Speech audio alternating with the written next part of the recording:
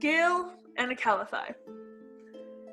We begin our story in your adventures with the heroes of time, though it's a little different. As you're traveling, you eventually come to a rest, and you all decide to make camp for a night. Something unusual for you, but there's no town around. So you make a camp, and as you now have a decent amount of elves, your rest of your party says that basically Dad gets a night off, and you can sleep. Do you? Yeah, probably I'd sleep. All right. You sleep.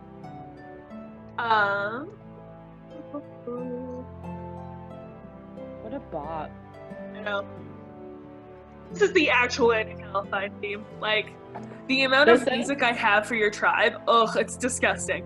I'm so excited for when we actually go there. It's gonna be like... I have some, like, Cree bops. I have some, like... yeah, of course I did! Yeah! Of course I did! Like, I have some stuff that's gonna be cool. Anyway, you are descended into darkness. Until behind your eyes, it gets really, really bright. As you see rainbows behind your eyes, and that's what wakes you up. Do you open your eyes? I try to put my arm in front of my eyes. Okay. If there's light. Yeah. It covers it, but you can still see, like, in your peripheral, the different colors. As you now feel like a whoosh. Like, you know when, like, in your sleep you dream that you're falling? It's like that, but, like, really. Ugh, wake up. You see that you were basically what looks to be in a constant fall, in a shower of fireworks.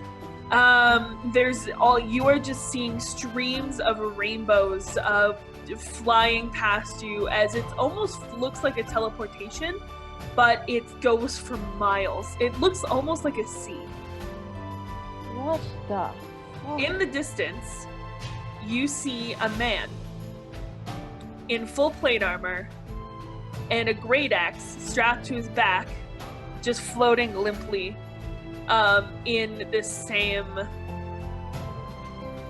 sea, for the lack of a better word. Can I walk? Like, is there ground? You can to swim. walk on? Okay. Also, I need you to make a charisma saving throw with advantage because you're a hero. I was gonna say,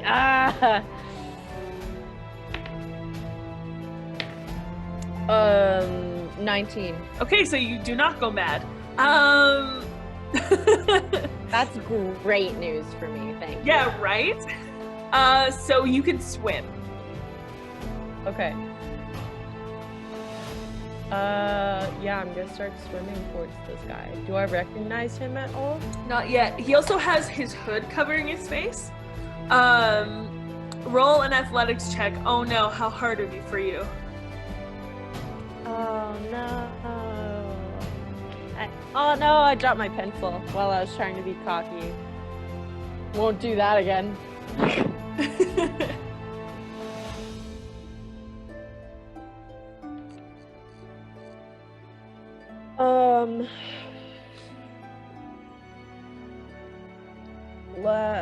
Okay, yeah. So that is a 24. Yeah, you basically, like, half swim, half swing, like, to him as you basically full-on tackle him. As you fall, kind of in an arc, so you're facing forward as his back is falling, as you get overwhelmed by white light.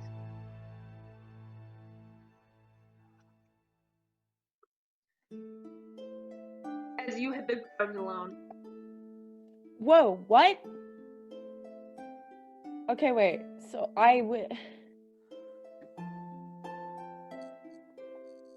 So I grabbed him and just fucking woke Basically, up. you guys began to fall, like in an arc towards whatever down is, And when you hit the ground, you hit the snow, and no one else was there.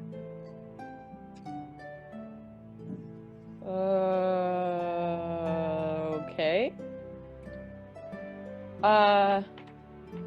Where the fuck am I? It's nice because you're not in Thosix anymore. It's wintry. Quite relieving, actually. I don't like the hot weather very much. You hear what sounds to be a horse galloping in the distance. Okay. I'm gonna draw my axe and Cool. just kind of carry it ready because I don't trust any of this. That's a good idea. You see in the distance a pair of white horses coming towards you. Is there anyone on them? It looks like it, but it's too far to tell. Okay. I'm gonna start walking towards them a little cautiously. Okay, give me 1 second. As you approach, you actually do recognize both of them. As the woman notches a bow. As you see the man that you tackled, and Eurydice, much younger, approaching you.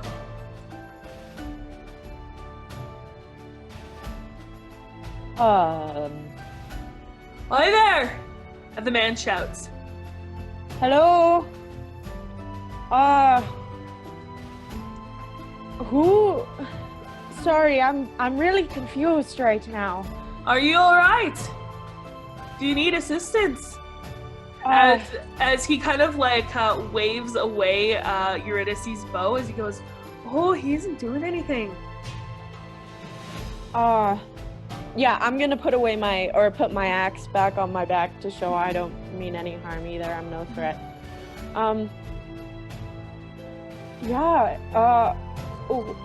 Where exactly am I?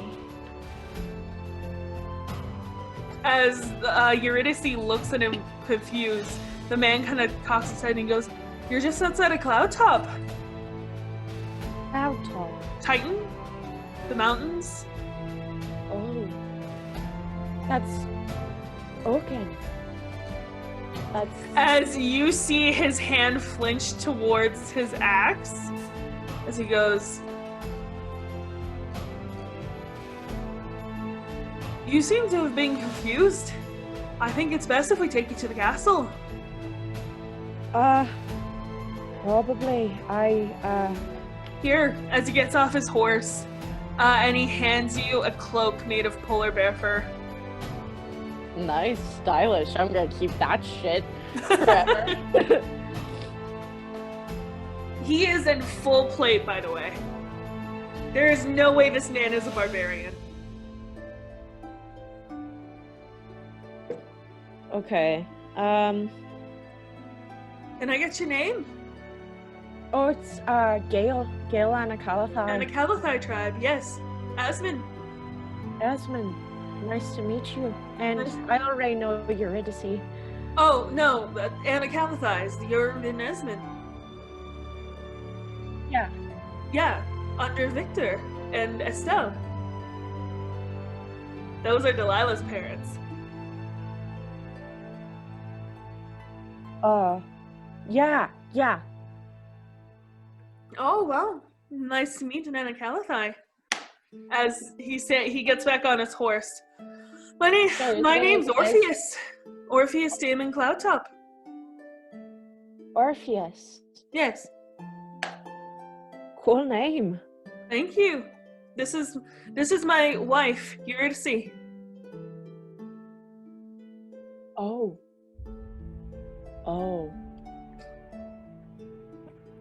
You're oh.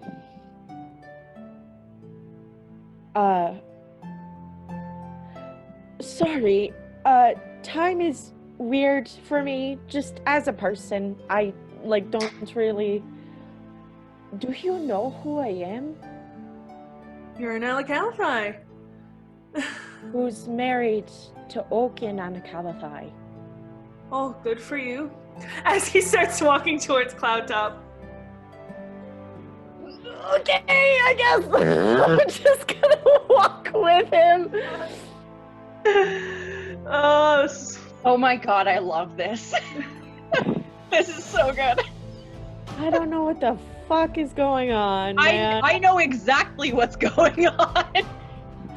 Grow up. I don't. Who's playing? Leave me alone, Emerson.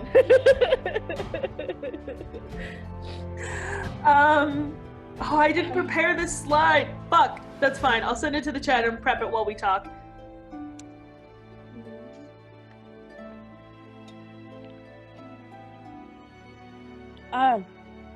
This might be a very weird question to ask, but I'm pretty sure I've already off-put you slight.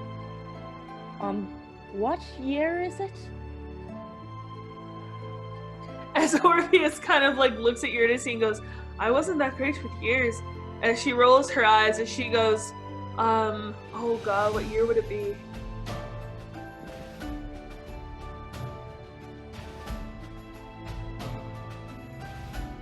Oh, you bitch. If you want some help, Sorry, help Orpheus and Eurydice. Yeah.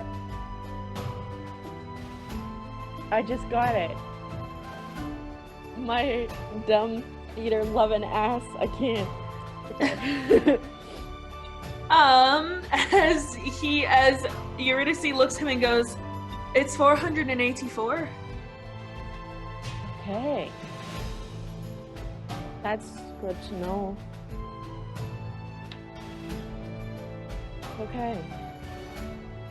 As you see, you begin to descend a mountain as you see this in the horizon.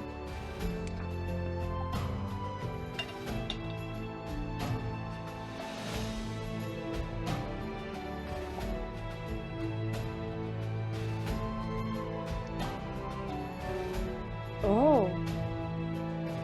Gae-el, how old are you technically? Me? Yeah. 23. So like 5 years. Says on my sheet, I'm pretty sure it's like close to 20. I think you're technically 17 now.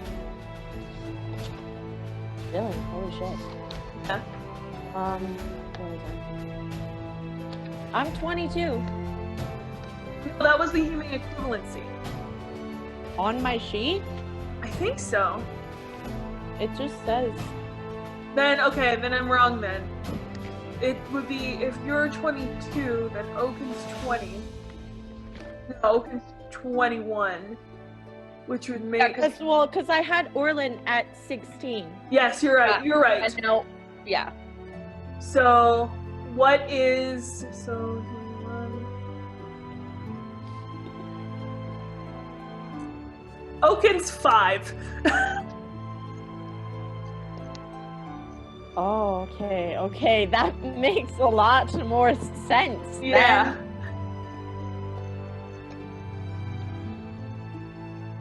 All of these diverging paths and heroes of time, and my brain ain't big enough for this. You think your brain's not up for this? True, I have the Google Doc with all the answers. And that's the T. That's on period. Yes. Okay, smart one in the chat. What year is it? It is... Well, it's 484, like you said, right? Well, okay. Or are you asking because Oaken needs to be 5? Yes. Oh, okay. Is Oaken the same age as you? A year younger. A year younger. So Oaken's 21. Mm-hmm. So Oaken.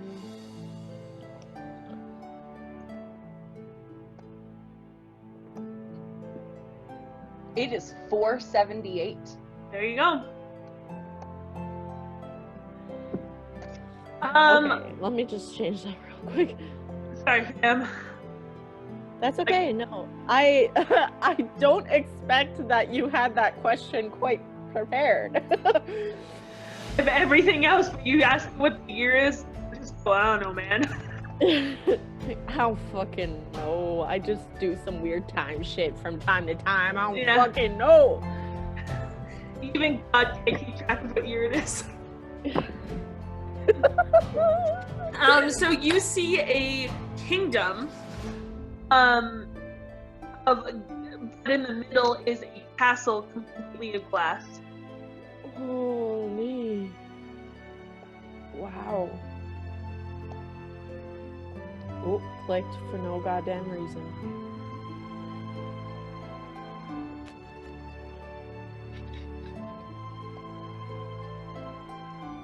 As Orpheus kind of smiles at you and goes, we're just gonna bring you to the castle, get you some food, some warm clothes. I'm assuming Anakalathai is known for your barbarians. I'm assuming you don't need armor, but no armor. Probably a little cold for you. It's much better to where I was previously. Oh yeah? I prefer the cold to the warm. I was in Baltics. Oh, that's the worst. Sand gets everywhere. I don't like sand. You're gonna see it looks like she's like, oh god, he found a friend. Like Hello in the chat. I am a dumbass. I 478 is the year that Oaken is born. So it's 481. We are currently 483. So 478. Oaken was born in 478 and she's 5. So it's 483. So it's 483 because for the recording purposes, if this gets into the final draft, we're all drama students, don't come for us. Wait, no. Wait, it is at 484 because she turns 1 in 479. We're terrible at math. What the fuck? Okay, hold on. Okay, it is the year Oaken is 5. Do you see this? This is my progression. It's 484. Final answer, locking it in. Are you smarter than a 5th grader? No. Absolutely not. You know what's unfortunate? What? If I have to cut all of this out, or if I can't cut all of this out because like it's too like in that, it'll be fine. Anyway, part 3. It is 483. Okay, great. The year is 483! Yes. The year is 483. Okay. Oh my god. Wow. I would also like to say for the chat, I know I called Emerson the smart one, but they're the greatest one we have. They are literally the smartest one we have, because it's the highest common denominator, and that's not very high. Anyway, you see a castle of glass. Okay. Glass! I thought that was ice! He laughs. He goes, no, it's magical glass. That's even more impressive. Thank you. It was one of the first buildings made on the material plane. Oh, wow. It was a gift from the giants. Ah, very cool. Gae-el is kind of like gawking a little bit. He's like a little like, this is so awesome. Orpheus continues down, and he's keeping pace with you, so like he could go faster, but he's not going to. He's not that kind of guy. He's just gonna go the pace that you are, because you're walking.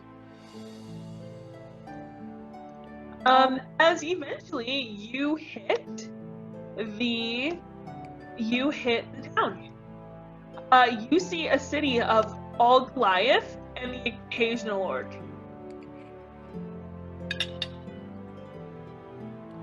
Cool. And it seems relatively peaceful. Everything is made of stone, and except obviously for the castle. And it's thriving with life. As you see people waving at you, you see children playing, you see all of this stuff. Oh man, this is awesome. Orpheus smiles as you see once in a while a guard in basically the same armor that Orpheus is wearing bow or nod their heads to Orpheus as you guys pass. You see children running up and giving Eurydice flowers and things along those lines. I'm guessing that you're not just normal citizens. And Orpheus smiles down at you. And I should have been more polite. It's alright, you didn't know. No, my official title is Prince Orpheus of Cloudtop. Okay. And Eurydice kind of looks down and goes, and he is the heir to the throne.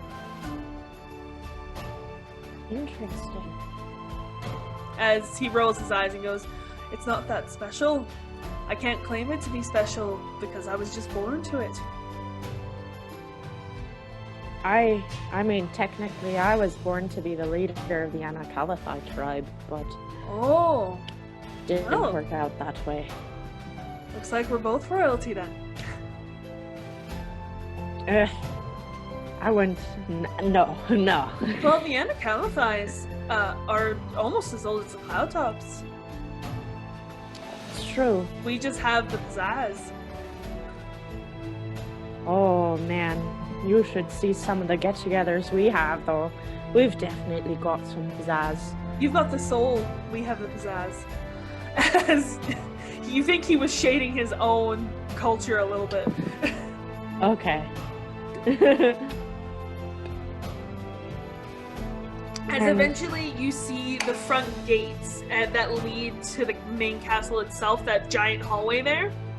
As you see a fleet, as you see another Goliath man coming up and being like, I see your hunting plan didn't go as well. As Eurydice laughs and goes, oh, you know Orpheus, he always picks up a stray. As Orpheus My bad. As Orpheus laughs and goes, no, he's not a stray. This is an Anakalathai. Actually, he was lost. I figured if I brought him here, we might be able to use him while he's here and maybe train some of our soldiers in the way of barbarianism.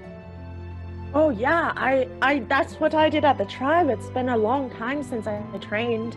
Well, other than little kids, I was a teacher for a couple months. You're good with kids then? I love kids. Oh wow. I've one of my own. You'll have to tell me all about it over dinner. You know what? I'm sure Father would like to meet you. As he waves the fleet as they all start walking to the hallway. Oh no. He gets off his horse and he starts walking into the building. Okay, I'll follow him. You in the lobby. Whoa! That might just be a genuine reaction. Yeah. Orpheus laughs as he pats your back and goes, like I said, we have the pizzazz, you have the soul. Yeah, no Anakalathai lives in this kind of style. He laughs as you hear, oh, you're home! As Orpheus turns and on the balcony on the second floor, you see someone who looks a shocking amount like Orlin. As you see little Oaken. Oh my god!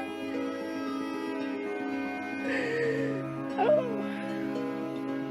Gae-el just kind of like looks up at her like, oh. She runs from the balcony as he goes, yes, and I brought a friend. As she runs up to him and she runs and jumps into his arms as he squeezes her, as you see Eurydice roll her eyes. As he goes, Gae-el, this is my sister, Oaken Cloudtop. I was gonna be like, Oaken, like I knew it before. Yeah. She looks surprised. Your name precedes you, little miss. She blushes. As he goes, oh yes, so you've heard about the prophecy then? As he starts carrying her up to the library. Prophecy. He looks back at you and goes, yes, my sister has a prophecy on her. As Oaken goes, not that I believe in that. As Eurydice touches your back and goes, let's get you some clothes. Sounds like a plan. As you hear Oaken go, so tell me everything. What did you hunt? What did you fight? As he laughs and he goes, nothing this time, but the good thing is you see Gae-el there, as she looks at you again, as she nods, and she goes, yes. And he smiles and he goes, he's an Anakalathai. He's not like us. He knows how to be a barbarian. And she goes, oh, I've always wanted to learn how to be a barbarian. Oh my god. Ah. Oh my heart. As you see a motherly older Goliath woman kind of like hit Orpheus with a fan and goes, you two, your parents wanted to see you the moment that Orpheus got home. What's taking you so long? I'm so charmed by the cloud tops. Sorry. I am like, you're charmed, bro. You made them, and I'm just like meeting them for the first time. I'm like, my heart feels warm. My insides feel whole. I feel human for once in my life. Orpheus turns to you and goes, this is Mama Estelle. She's Oaken's and mine's handmaid. Mama Estelle. This is Gae-el. He's an Anakalathai. As she looks at you surprised and she goes, you're far away from home. Yeah. It's a long story. Well, I'm sure the king and queen would like to hear it after they talk to their children, as Orpheus rolls his eyes and starts walking away. I'll see you later, Gae-el. Go get this man some clothes. You'll have to teach me how to be a barbarian later. As you hear, and me!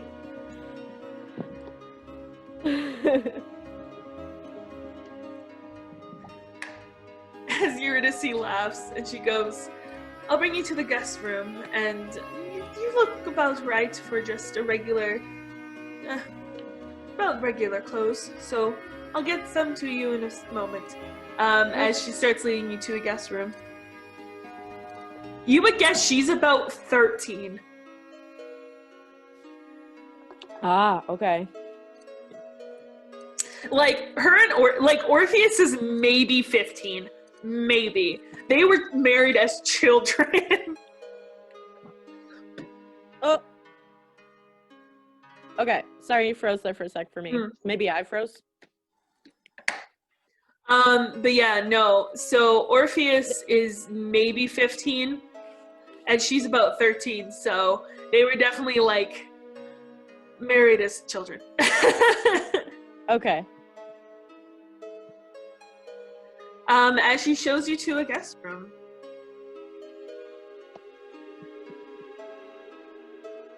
Okay. As she smiles at you and goes,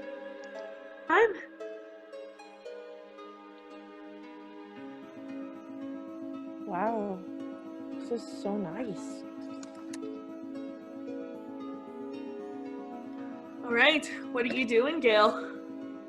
I want to look at everything in the room. Like, I want to look at all the items that are in here, like decorations and everything. Mm-hmm. So you see the two, like, paintings above the doors are two barbarians fighting. One with a shield and one with a club. You see another painting of a woman, a beautiful Goliath woman, with pitch black hair, a young son with black hair, and holding an infant girl. As you see a desk with a candle and a quill and a piece of paper, a bed, a couple of chairs, a chandelier, wallpaper, very regal. As you hear Come in. as you see Mama Estelle coming in, as she Hi. hands you folded clothes. Oh, thank you very much. Of course. What do the clothes look like? I'm sending them to the chat. Okie dokie. Me too, Em. Holy hell. I'm pissed. Thing about the rabbits or the thing about Oaken? Oaken. Okay. I was just like, there's two things that I was just like, what the fuck? I didn't read the other thing. What? Rabbits? Becca's science fact of the day was that rabbits don't change their fur color to camouflage. Their fur color changes to let the sun rays go through their fur better to warm their body. Cool. All right, so you see So I was that. like, everything's a lie. Wow. Yeah, this is pretty fancy for me too. She smiles and she says, also Prince Orpheus said that you can keep the cloak. Really? We have plenty here. Do you require more wood for cloaks? No, that's okay. I only need the one. I just thought it was really cool. We have plenty. You're more than happy to that one. Thank you. As she leaves, she goes, there's a bell attached to a wall. If you pull it, I'll know that you need me. But there is dinner in about an hour, and the king and the queen, they would like to meet you. It's been a long time since the Anakalathai came to Cloudtop. They're just currently in a meeting right now. Of course. Yeah, thank you. This is so generous. She smiles. That's the Cloudtop way. And the barbarian way, I believe. She kind of smiles and she goes, I'm a Zealototh. I came here when I was young. We also train in the way of barbarianism, but a little bit different than the Anakalathais. Cool. As she smiles, and then she leaves. So what are you doing for an hour? The castle is yours. The kingdom is yours. Really? Yeah. I want to go back out and play with the children. All right. So, for this hour, you go out as you see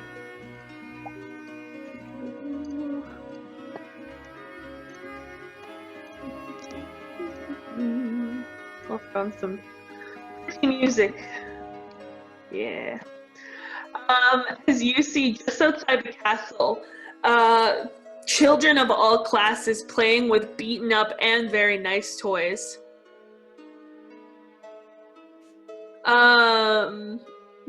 Rihanna just messaged me being like, Oaken has a prophecy. I know, I'm gonna freaking commit. I swear to God. You see all of them playing together in the courtyard just outside of the castle, including Oaken. Nice. They're playing Keep Away, as it seems like some of the boys are not being so nice to Oaken and not letting her win. As she seemingly gets more and more frustrated. You see her go, I'm warning you. I would give me the ball now or else you're going to see my real prophecy powers. As they go, you don't have any prophecy powers. That's just a myth. As she goes, I do though. I know I do. Okay, I've I'm gonna seen walk them work up and before. be like, I've seen them too. She looks and she goes, yeah, like the Anakalathai said. And they go, he just got here. He doesn't know anything. As they kind of shove her, as she gets angry, as she points at the boy that holds the ball, as you see her eyes flash purple, as he gets just yanked into the sky upside down. And she goes, you see, I have magic. That's rare for a Goliath. Drop it. As he goes, okay, as he drops the ball. And she drops him. As she goes, are we fair and square? Truce? As he shakes on it. Truce. As they go back to playing.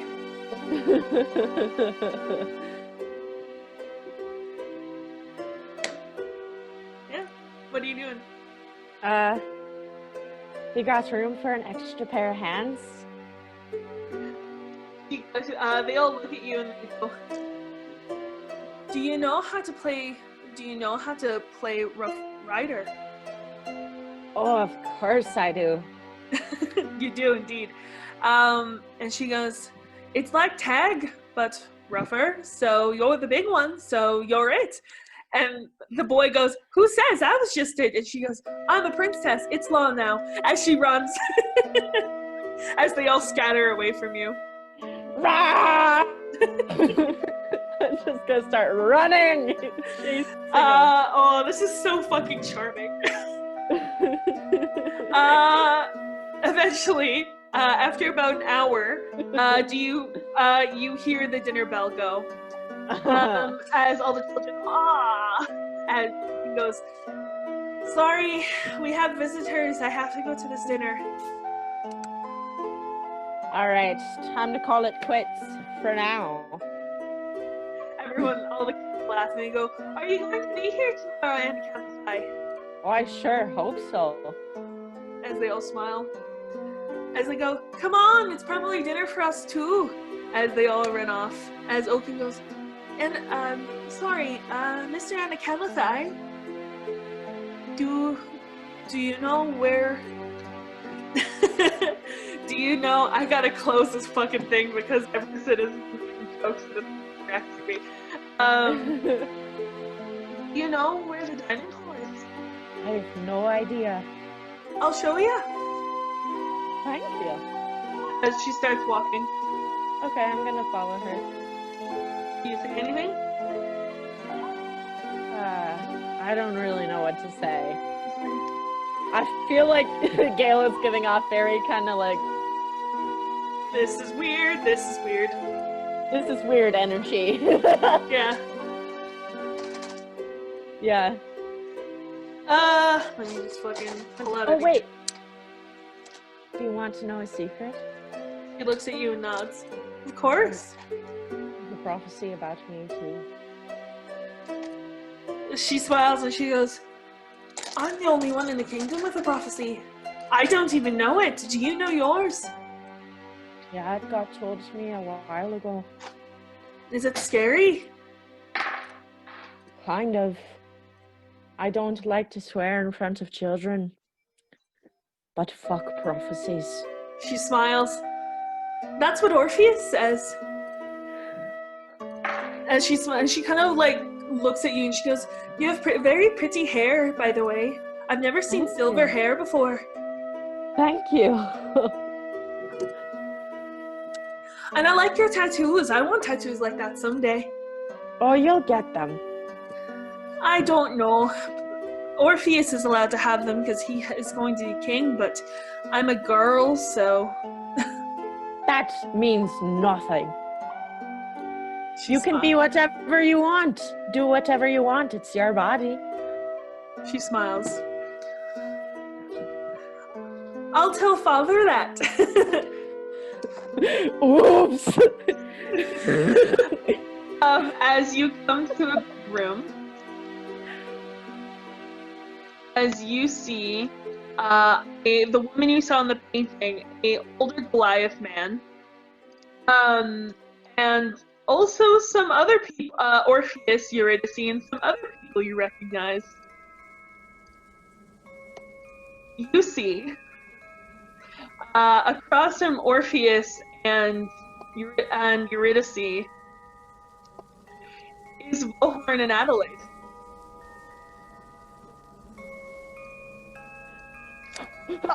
Excuse me?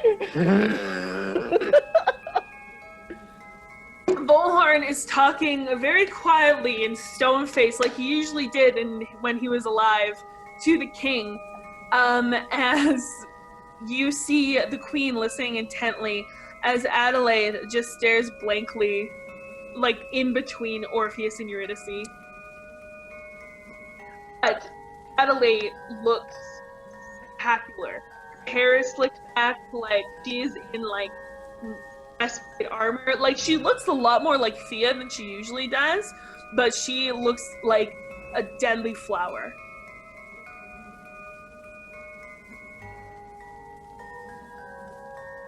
As Orpheus goes, Gae-el, come sit beside me. We were just having a discussion with Vohorn over here. Let me introduce you. I'm gonna walk up, stone face. Mm-hmm. As Eurydice pats the seat beside her. As Thank Vohorn you. looks at you and goes, well, I don't suppose we've met. I'm Grand Councilman Dragon. Vohorn, I know who you are. My reputation precedes me. This is my daughter, Adelaide. As she looks at you and goes, a pleasure. Very nice to meet you, young lady. She smiles like an empty smile, and then goes back robotically. Oh, fuck. Oh, that makes me so sad. As Vohorn goes, what's your name? Or what's your name? Gae-el Anakalathai. An Anakalathai, interesting. As he looks at the king and he goes, I suppose that means you're under Espen rule, King Victor. Indeed. We disagree on many things, but I have heard the Anakalathais are quite powerful. We are very powerful. As Adelaide looks at you and goes, I hear you train in the way of barbarians. I do. That is rare in this country. I'd be very interested to watch you train one day. It would be my pleasure to have you come and watch. She nods and she goes back to looking at nothing. Oh, fuck. Oh my god, how do I make her better? You already did. As Orpheus kind of laughs and pokes his fork across the table at Adelaide, who looks at him with a death glare, but it's like subtle enough. It's like poking a tiger, and the tiger's being like, don't fuck with me. As he goes, that's okay. Adelaide's behind me in training already. Still struggling with that paludism, aren't you? As she kind of goes, yes. Oh, just looking at her already, I can tell she's gonna be one of the most powerful women in the world. I already am. As Orpheus laughs and he goes, that doesn't make her a paladin though. As she kind of grits her teeth and sits down looking at her knees. As Eurydice kind of pats Orpheus's arm and goes, she'll get there. As he smiles and goes, me and Adelaide trained together back in Shadow Dragon.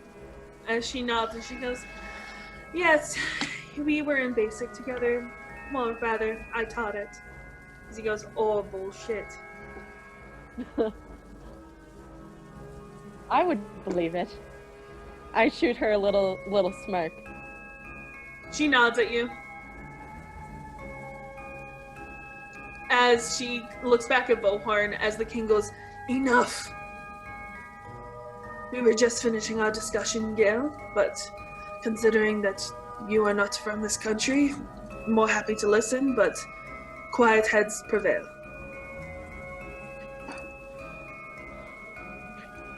Oh, I'm gonna grit my teeth. Bite my fucking tongue. Holy shit. As Vohorn smiles, like a gruesomely, like, crooked, creepy smile with the perfect teeth, and like you're looking at him now, and you know Varus so much better, and he looks like Varus, except like almost identical, except there's like a hauntiness to him. He's much more gaunt.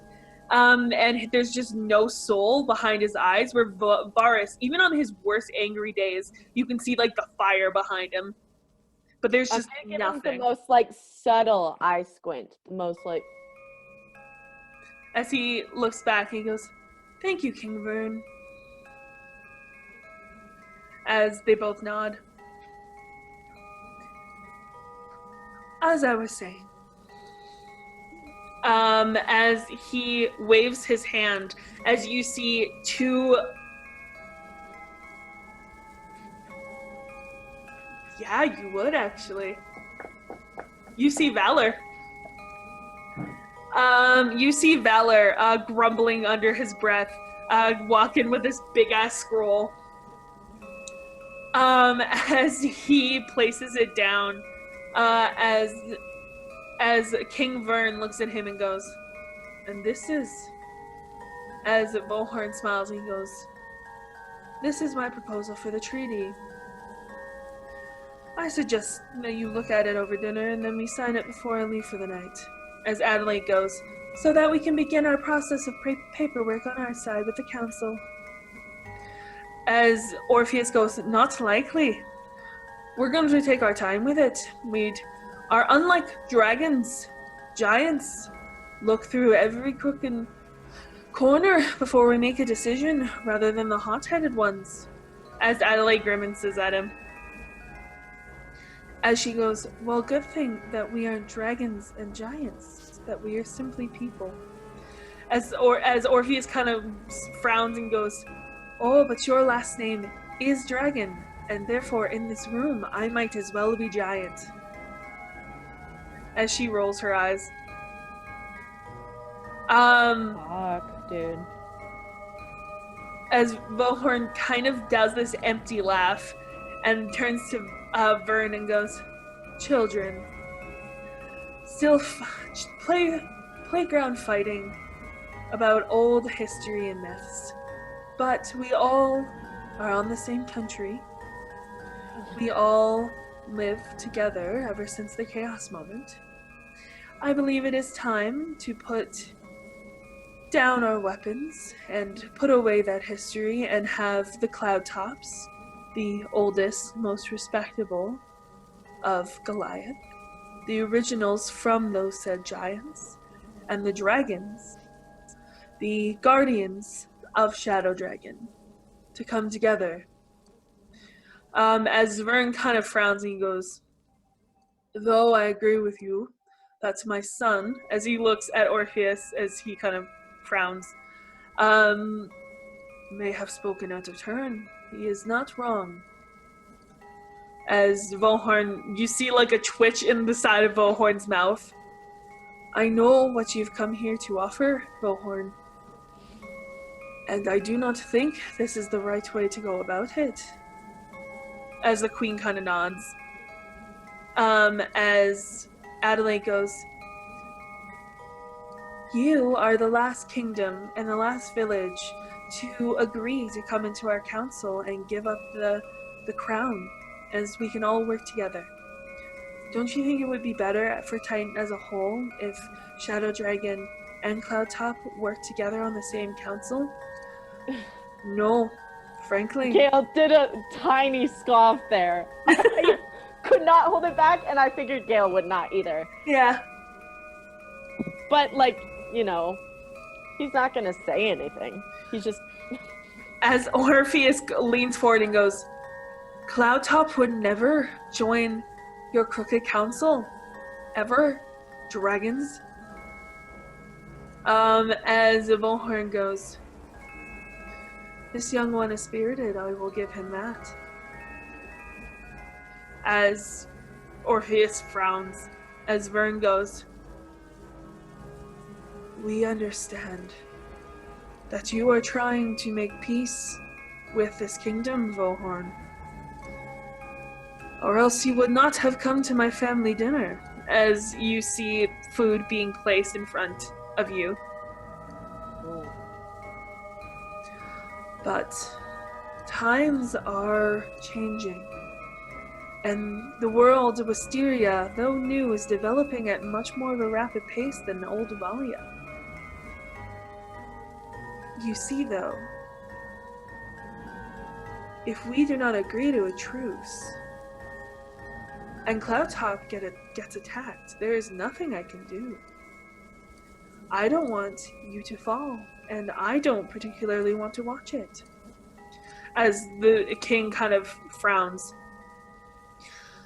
And you all have such a rich, wonderful culture. I would love to integrate that somehow into Shadowdrift. As Adelaide goes, under supervision, of course.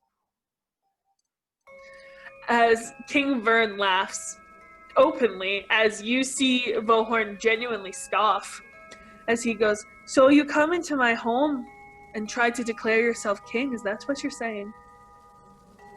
As Vohorn goes, being a Grand Councilman is not the same as being a king. I have to listen to the rest of the council as well as other people, and I would be more than happy to discuss the idea of you being Grand Councilman as well. As Orpheus rolls his eyes at you and then turns to Adelaide and goes, do you really think that he would make a good ruler of Cloudtop? As Adelaide looks at him and goes, he would make a good ruler of anywhere.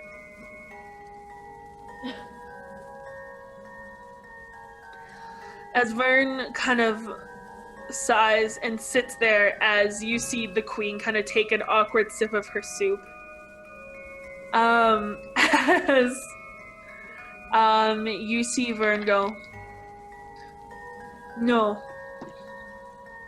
As he slides the scroll back to Vohorn. No.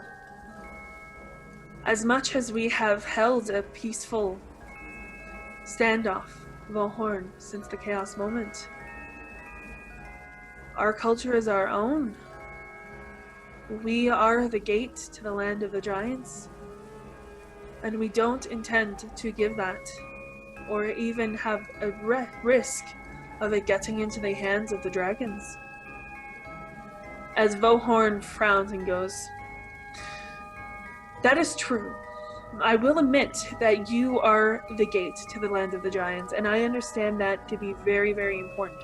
But that means that there is still technically an active war between dragons and giants. And if a dragon were to come down, there is nothing we can do. We will just have to watch your kingdom burn. Don't you want better for your people? As Orpheus goes, what is best for our people is our people. And we will not have you come in here and colonize everything. I can get it! As Adelaide goes, you are acting as a child, as he looks at her and goes, and you are acting as a robot. As she looks at Vohorn and goes, I believe that we are past our stay, Father. As he takes the scroll and goes, unfortunately, but King Vern, keep the scroll, as he puts it on the table. And perhaps someday, when you see my way of things, you'll agree to a treaty.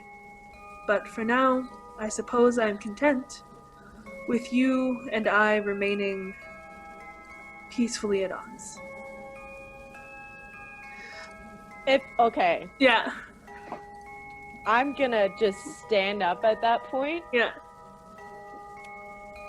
If I may intervene. The whole table looks at you. This better mean peacefully, because I know who you are. You don't know who I am. Adelaide stands up. But I know who you are, and I know how you're going to die. Oh no. And Adelaide goes, and if you keep talking, I know how you will. As Orpheus goes, Gae-el, sit down. I've said my piece. I'll sit. As Vohorn, what I've said. As Vohorn smiles at you and goes, giants. Impulsive. Absolutely not. As Adelaide kind of smirks as they leave. As Orpheus goes, we may be impulsive sometimes, but just remember, it was the dragons who attacked, and yet we are still here.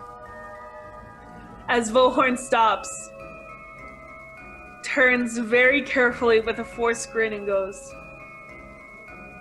"Trust me when I say dragons are far from extinct." As he exits. And so does Adelaide.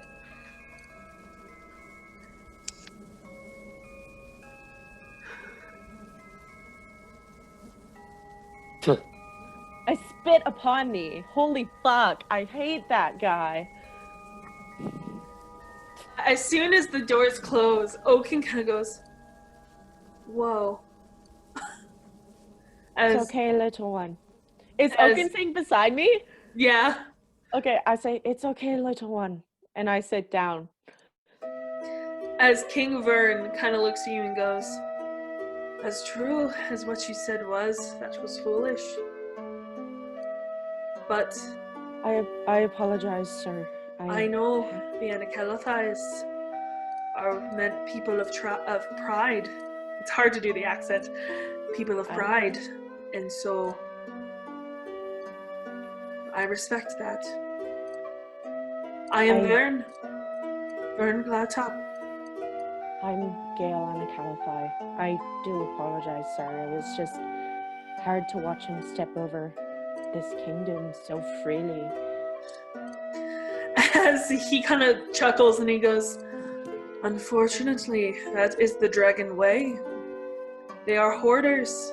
They do not care much about what they want to take, simply that they want it to be theirs." But as he raises a glass to his family, he goes, "The Cloudtops, as long as we live, dragons will never enter the land of the giants."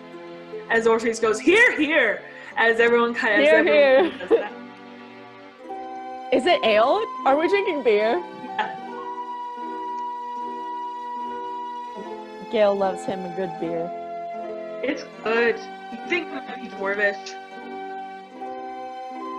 Ooh, yes. All right.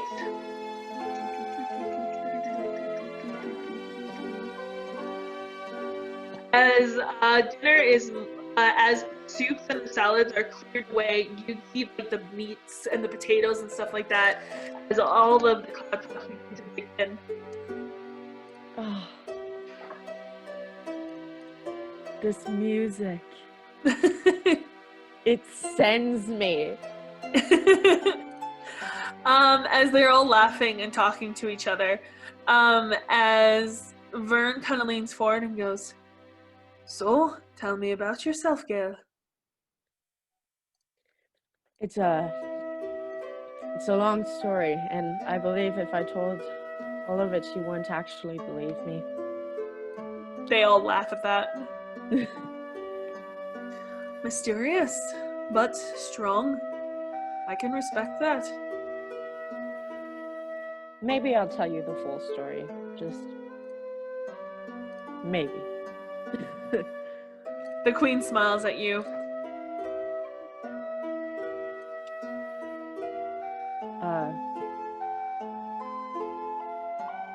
This kingdom is truly magnificent. Thank you. It was made in the vision of the giants and what their home is like on the different plane of Valhalla. We are a small piece, but we are the guardians of them.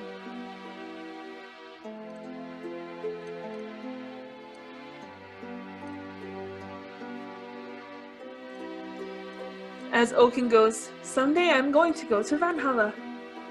As Orpheus goes, "Only if I get there first." As Eurydice puts roast beef on Orpheus and Oaken's plate and goes, not on an empty stomach though. Would you like some, Gael?" Oh yes, please. It looks so good. As she loads up your plate. I had roast beef last night. My brain is just like sending me back. I'm like, The queen kind of looks at you as she goes, Gae-el, you seem of a marrying age. Do you have anybody, or are you alone? Or is that part of your mystery? Well, I am married, but to who is a part of the mystery. They all laugh again. Well, But, a strong man like you, she must be lucky. oh, no, I'm the lucky one. She As is. King Vern kind of like smirks and goes, humbled, I respect it.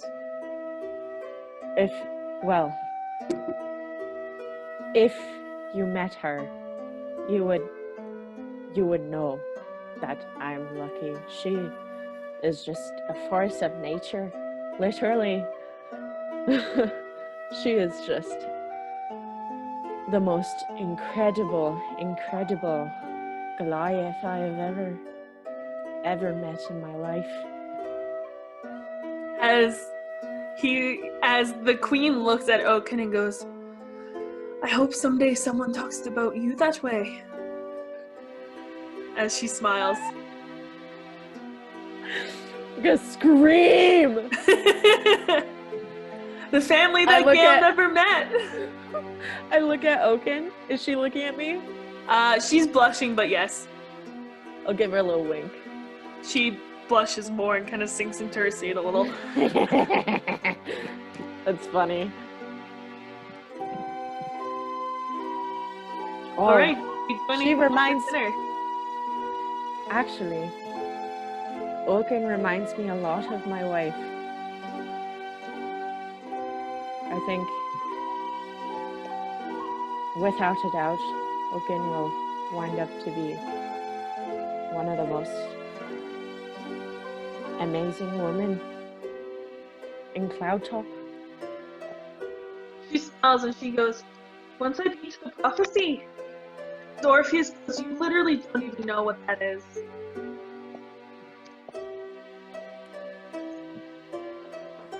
As the king and queen laugh and roll their eyes.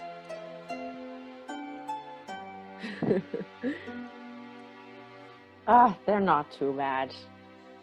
Prophecies and all that. She looks at you confused, but then doesn't say anything.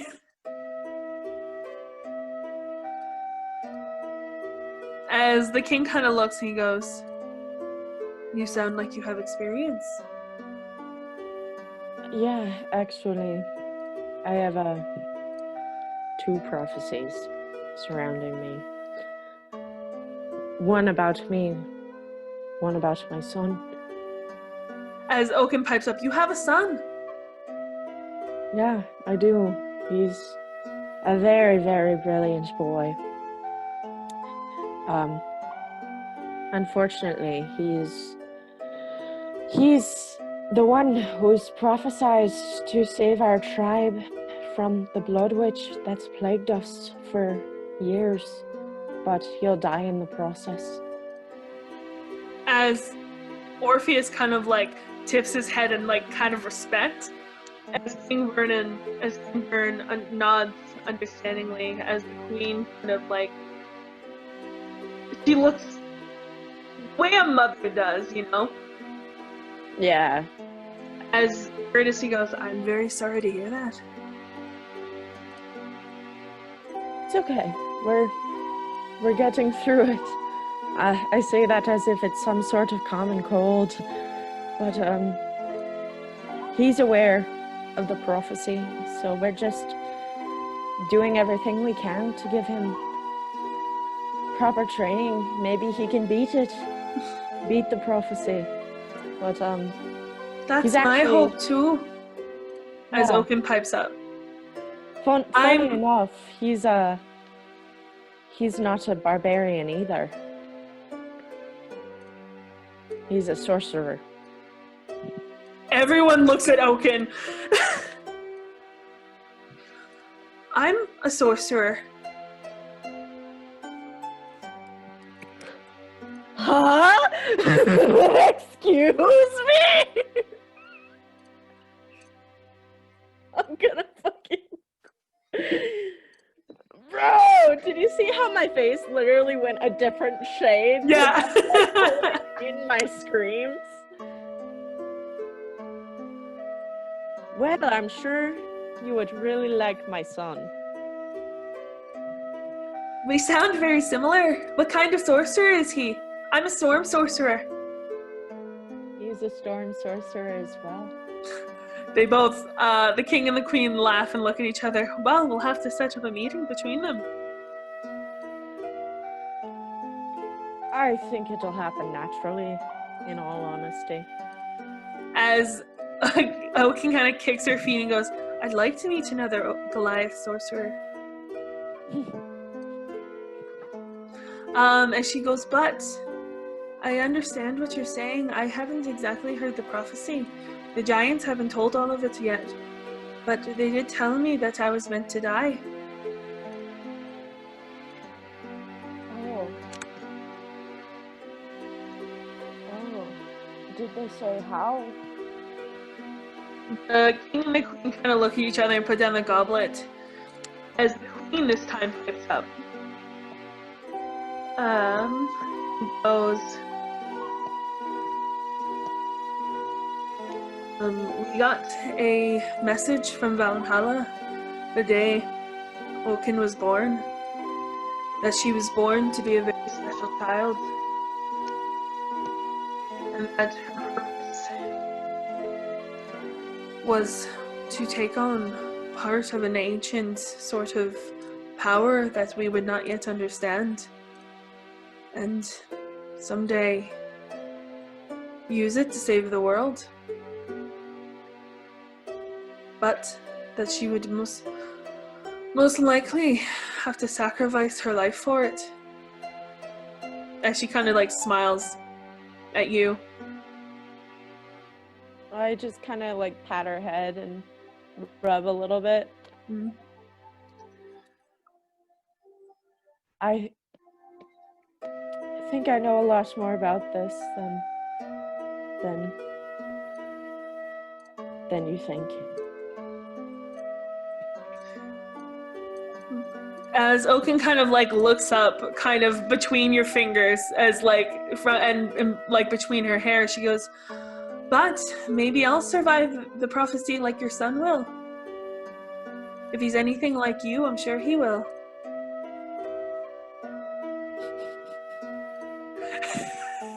I'm just hurting Eli's feelings tonight.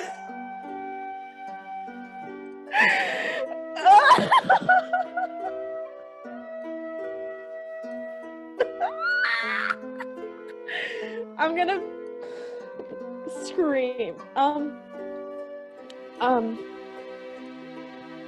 yeah. He's choked up. Yeah. Because, he's a little choked up. Oh yeah. You'll survive.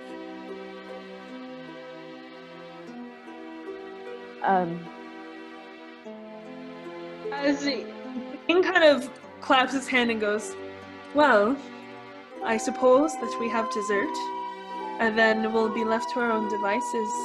As Orpheus kind of smiles at you and goes, "Do you want to fight later today?" I'd love to. "I'd love to watch. Meet me after about an hour after dinner, because I have some discussions with Father, and meet me in the throne room and..." Maybe I could take that opportunity to maybe talk with your mother a little bit. Of course. If that's okay with her, of course. As she nods. Okay, well. As on that cue, dessert served, and it's a lot of like the pastries and custards and things along those lines. Oh my god. We have like butter tarts. Yeah. Like Elias-sized butter tarts. Yeah. That would send me. That's all I want. I got such an intense craving, like me, Eli, when you said pastries, I was like, oh shit. I'm so glad you're having fun with this, by the way. I'm having the best time. I'm also just like learning far too much to be. Are you? Okay. And after dinner, everyone scatters as Orpheus goes, "Let's go to the library, Oaken," as he takes her hand as they walk out. As King Vern follows them out, and Eurydice smiles and she goes, "I would also like to watch you fight. I am not a cloud top, I'm not from here, and my family also did barbarianism, but again, it would be interesting to see one of the original sources of it." The more the merrier. She smiles and she exits, as is left. Sorry? As Oaken's mother is the only one left in the room. What was her name again? She hasn't introduced herself. Oh, sorry, I am Gae-el Anakalathai. I realized we never really did introductions. She smiles and she goes, We will change and ignore tradition and title, and you may refrain from calling me queen, but you may call me Snowdrop. That is my first name. Beautiful. Thank you. And she gets up and begins to walk out of the dining hall. Okay, I kind of like pop up and like catch up and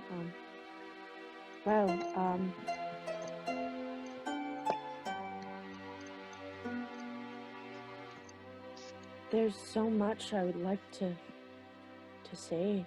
I just am not sure if I should or where I should start. She smiles and she goes, "You seemed to be quite troubled, if I'm being honest." Quite, actually. It's very strange being here. This is... Well, you might not believe me, but my prophecy, I'm called a hero of time. She nods. And I have heard of that prophecy before. Interesting. Yeah, I find myself in different times, all the time, in different places. She laughs. Are you, per se, suggesting that this is not the time that you were naturally born to? This is not. Interesting. This is... And I am assuming that this has something to do with my family, which is why you isolated me. It does. Walk with me to the garden. Of course. As she makes her way there. As she bundles up, but she starts walking, she goes, "Well, I'm inclined to believe, but I will warn you. I'm quite good at spotting liars, so I will know if you're lying to me." That's fortunate then. You might believe me more. You are wearing winter shoes and tracking boots. I am in royal shoes. Would you mind? As she offers her arm. Of course. Gae-el is just like, Yeah. Of course. Sorry. Exactly. Oh, please like me. You're my mother-in-law. Yeah. What if I began just like that? Hey, you're my mother-in-law. I think Gae-el has more eloquence than that. I mean, like, I don't have a minus to wisdom anymore. So Anyway. Where to begin? How about well- the beginning? Well, Which also, just side note, sends you back. Every time you say, "Where do I start?" Like to Oak, and she goes, "How about the beginning?" that's what Oaken says. when I was 6, it was, how old? What year is it? Let me figure this out. It is 484. No, it's 483. 483. Gae-el is currently 6. So, okay. When I was 6, it would actually be 483 this year. I met Oaken. And,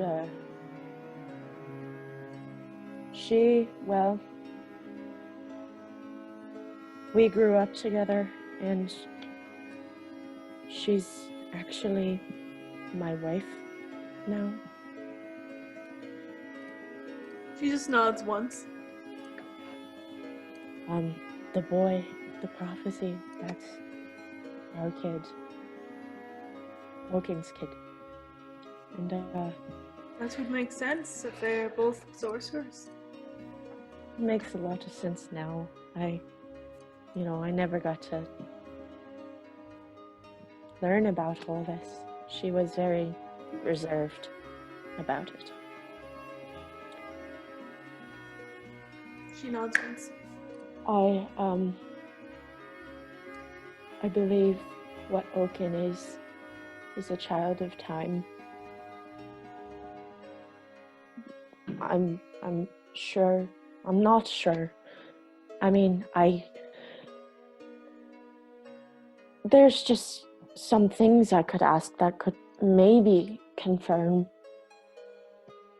Like, was her birth extraordinary in any way? I think a giant coming down from Valhalla to give a prophecy in the middle of a blizzard where we were the eye of the storm is pretty amazing, wouldn't you? Yeah, that doesn't happen very often. Well, she's obviously a people person. She always has been. Even this young. And, what was the last one? I always She's a forget. savant at what she does. Sorry, what? She's a savant. Do you know what a savant is? It basically means whatever she does, she's incredibly gifted in. And, okay. Well, she must be gifted at everything she does. The smartest little girl I've ever met. Same with Orlin. She's Well, a very that makes good mom. sense. Very good mom. She's actually, I'm from 500. And, she's pregnant again, so. It's the Nods girl. once. Lola May. She smiles at that. That is ironic. Is it? Yes. I can be quite dense. We were going to call Oaken Lola May, but it was the giants that named her. It makes sense why she always wanted that name for our first girl. What is the boy's name? Orlin. The flower of forgiveness. The flower I gave her when I first met her. I thought she was an Azamir.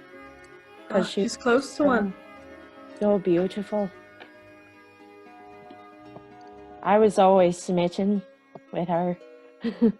From the second I saw her. I don't know about her end, but this Oaken seems quite smitten with you. She laughs. Yeah. Anyway, She stops at a fountain, like a big circular one, frozen ice. yeah, well, I I think you can see why it'd be hard to believe, but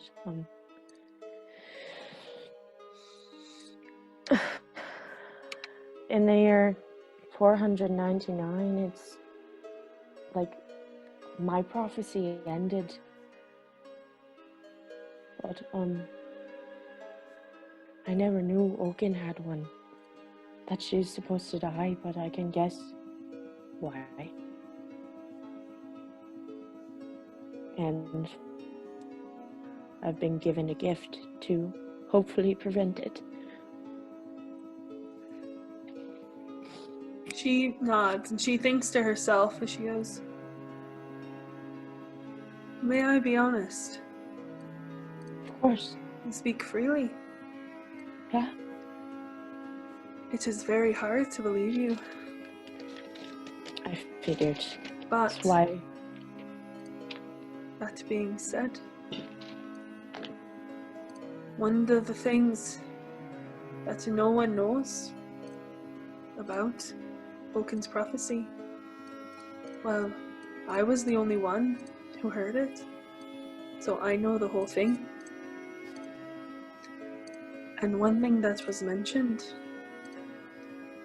was a guardian. Someone who put themselves in between her and doom. Someone who would go to the edge of the earth to save her.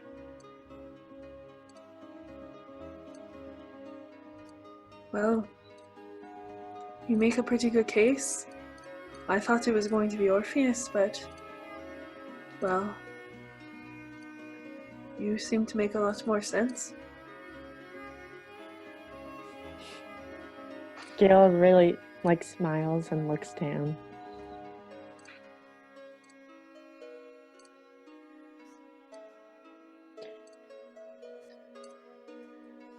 One thing that you should know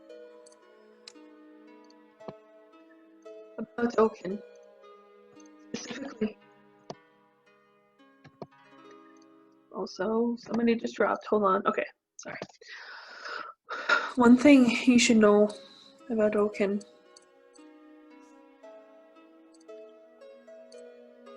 as she kind of hesitates to say this. She is very special beyond all of this. This child of time prophecy you mentioned. You see, I don't know how well you were able to swallow your anger and listen to what Foghorn and my husband said.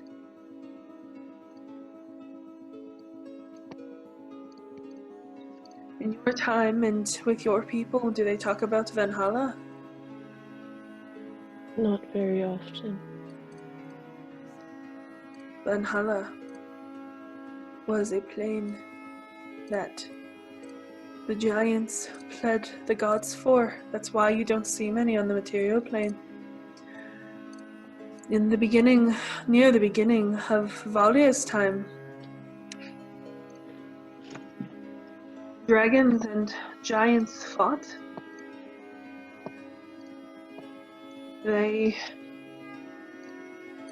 Many of the giants in the legend were slaughtered, but as were dragons. It is an insult that Wisteria, after the chaos moment, put Cloudtop, the pinnacle of giant ways, and Shadow Dragon, the blasphemous city that took the name of the slaughterer of thousands of giants, on the same country. But enough about history.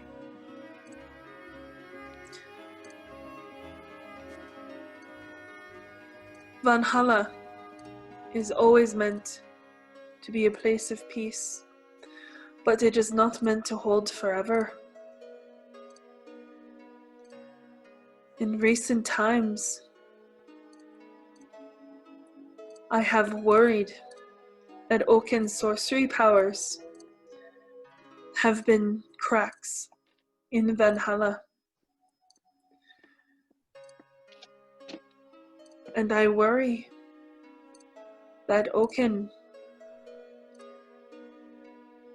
I'm worried Oaken is the key to Valhalla.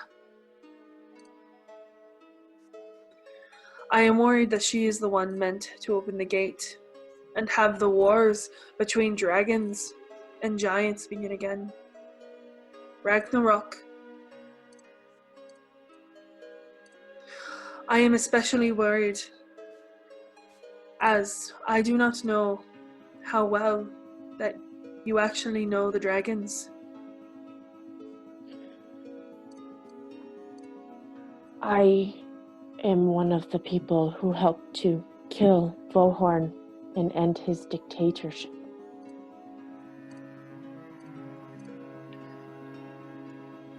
Well, But I do know one dragon who I would trust with my life, with my child. The dragon Galanodal. well, fascinating. As she looks at the fountain.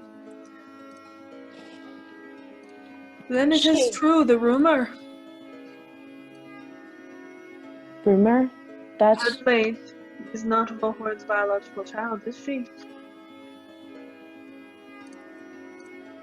she's a twin. Thea's the twin. She looks at you. I'm going to be honest.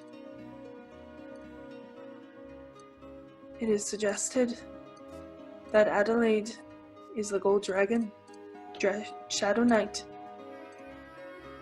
as Vohorn's brother and him were red and black. That would make Adelaide's twin silver. That's correct. Do you know what that means? I don't. That means that they are at the end of the line for the dragon family. Generations going through colors of dragons to get to the most powerful ones. Silver and gold, the beginning of dragonkind. It is said that the Ragnarok will start on a dragon and the most pinnacle of giants fight.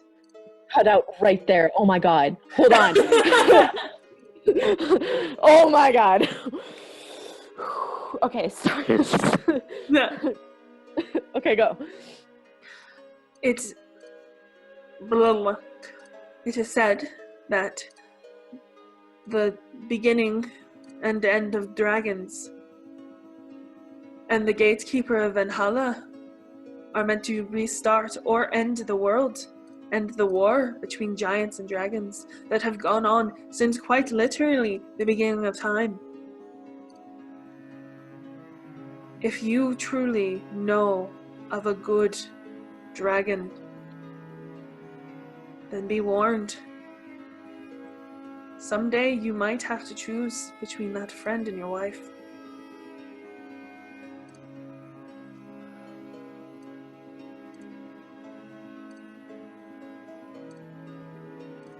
Gail kind of sits on the fountain. She sits beside you. The ice.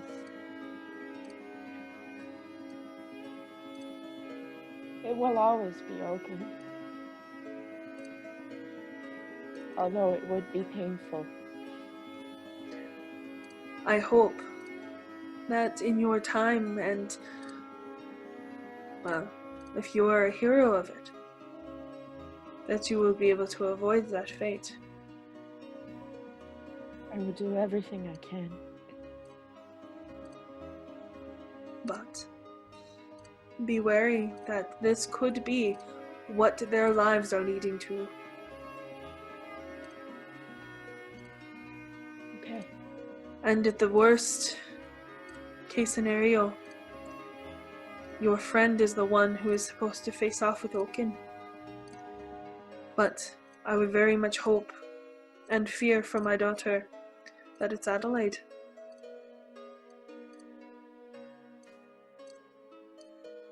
Okay. Okay.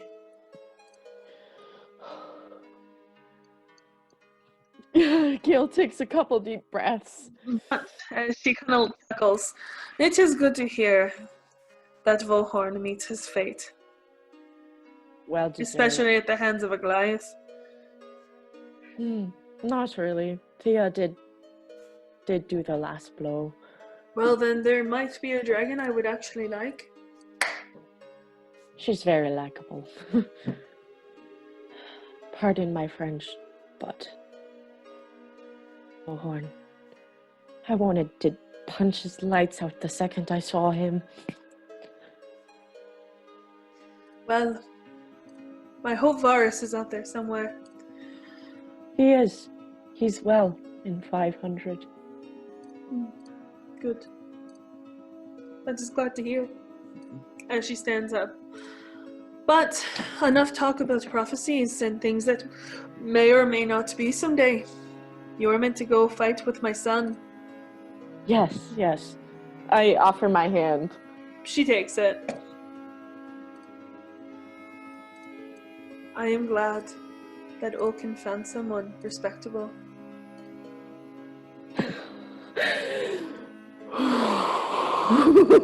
Relief.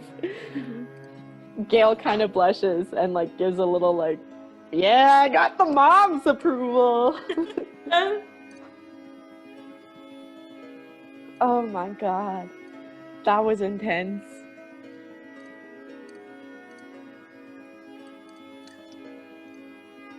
Holy shit. Oh my god.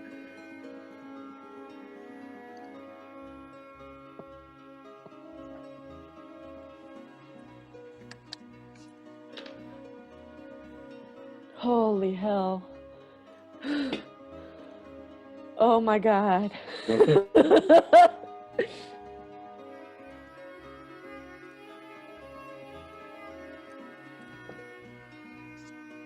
As you get back to the castle, she nods to you. Thank you for an enlightening chat. Anytime. It was really a pleasure to meet you, as I never did. Take care of yourself, Gael. And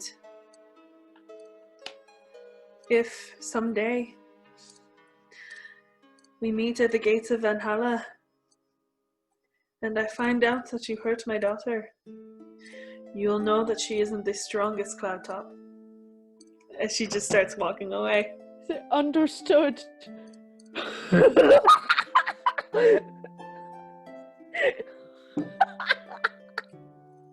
I love her. I love her so much. Love her too, oh my god. I would never hurt Oaken. How? Mom's gotta say it. It's true. I bet if Orpheus knew, he'd already have beaten the shit out of me. Mm-hmm.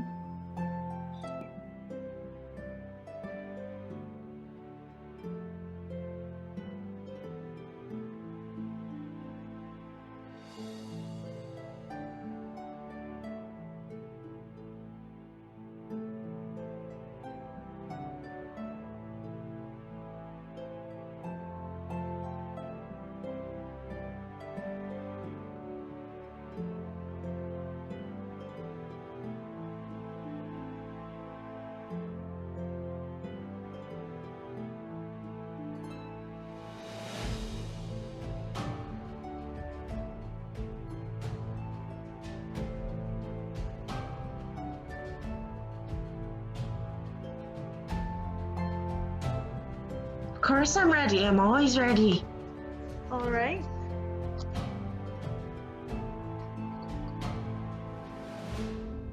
Nico's giving me a death card. I don't know why. Can I help you? At him. Nah, he's just gonna sleep on the plane jumper's journal. I love him. He's the best. All right. So, you walk into the throne room, and fucking, you see in between the sconces and the stairs to the throne is Eurydice leaning up against the wall.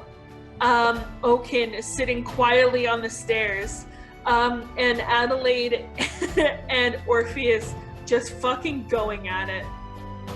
As you see her whirl around, and like, so they're fighting with wooden swords, and wooden shields, and very limited armor.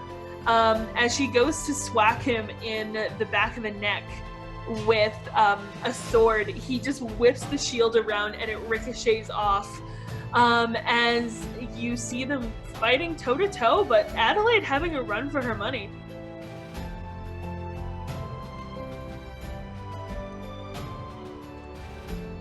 Yeah.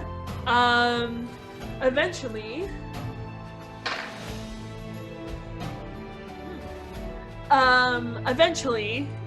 Orpheus slams Adelaide to the ground, and de-swords her, as he points the wooden sword to her neck, and she puts her hands up as he goes, "Oh, again, you just must be a little rusty." As you see somewhat of a genuine smile, as she grabs his hand and he pulls her up, and she goes, "Well, you're lucky Bowhorn isn't here, because then I wouldn't have to hold back." And then he rolls his eyes and goes, "Oh yes, all the threats, but yet you were the one on the floor." As she just starts putting back on her armor, and he goes, "Are you leaving now?" And she goes, "Yes, I'm needed back at Shadow Dragon." As he nods, as Eurydice says, "Well, see you next time. Bowhorn has to take over the kingdom." As Adelaide kind of stops and shakes her head and just leaves.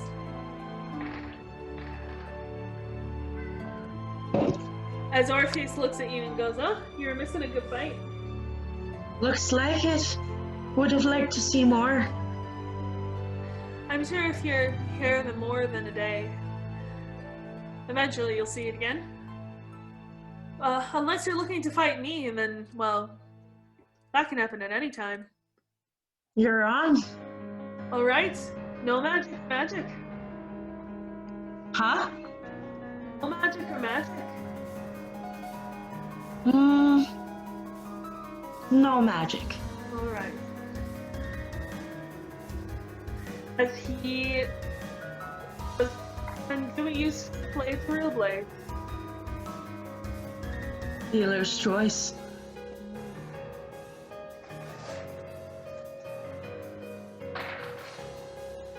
There it is. He walks over and he hands you a wooden great axe. I won't play you too much the first time.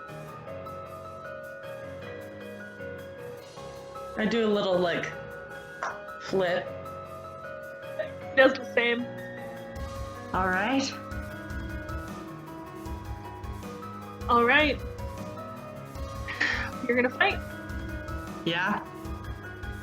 We won't do like traditional initiative. We'll just do, like, you go first. Like, we'll do sparring rules. Okay. Scared, Potter? Yeah. You wish. Right? There is his sheet. He's not allowed to use magic. As he goes, right. Make one little thing though. One of us hits the other too hard, I am gonna heal them. Deal. Alright. First, do your worst. Alright.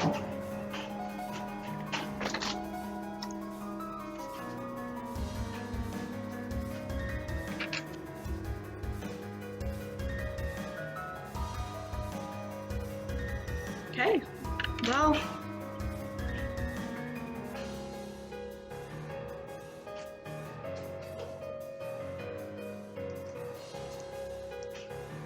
That's ironic. I went to go pull out a second dice, and I pulled out the dragon dice. Like the dragon family dice. I know. Okay, I'm gonna rage. Alright, you rage. Because it's a His show. face as he smiles. Because it's a show. I'm gonna explain how I rage. So I look at him and then I just take the axe and start like hitting myself in the chest. And then I get ready. You hear Oaken giggle. To hit, that is a 12 for the first hit. The second hit's an 11, so Does not hit him. cool. That's great. I forgot he does that. Okay. Where's my... Okay, hold on. Sorry, my sheet's... Fucky. Where's my pencil? My AC is not 11, it is 14. Sorry, fam. That's okay. Wait, is it 11 for this one Oh, shot? it's 14. Okay. And my max health is not 115, it is 119. Basically, there were some things that were blank, so I just filled in the average, figuring you Okay. change it. I am above average. That is great news for me. No, wait, I think I was 117 for health. I'll You're Do what? 119 now. okay.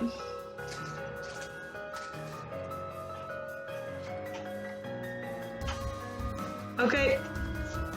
Your turn. Yep, I know, I'm just pulling out the right dice.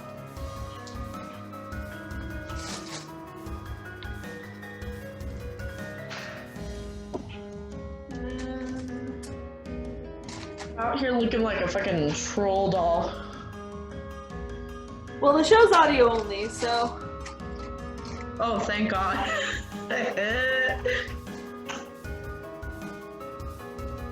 You think that I could put my face on YouTube? It's a very good one. It's a handsome one. I disagree. Anyway, he's gonna take his first shot at you. That's a 19 on the die, plus 9. Hits. That's 28.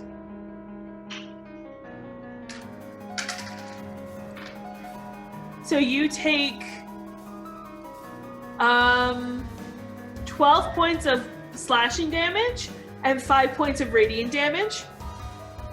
So 8. 5 points of radiant damage and 12 points of slashing. That's unhalved? That is unhalved, yes. Okay. And then it is a... Nico rolled it, so I'll roll it again. That is a 13, so that does not hit. That's not. As you see him do something, you're not 100% sure, as his bonus action. But it is his turn. As what? That's his turn. Okay. Too hard. Alright, 2 hits. Don't fail me. Nice. 26. First hit. 27, second hit. That hits too. What do I need?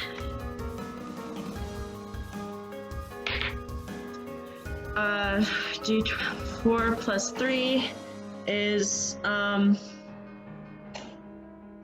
17 damage on the first hit Noted. and 9 on the second. So total that's 26. Hell yeah. Bludgeoning. 26. 20 of it is bludgeoning and 6 of it is lightning. You think that it's not doing as much damage as you thought it would. Or I guess I'm not using my weapon. Sorry, minus the 6 altogether. Okay, cool. I'm using a wooden weapon. Yeah. So just 20 damage then. Cool. Bludgeoning. Does that do normal? Is that normal? Like, does that affect him normally? No, it looks like it's not affecting him as much. Okay. Is that the end of your turn?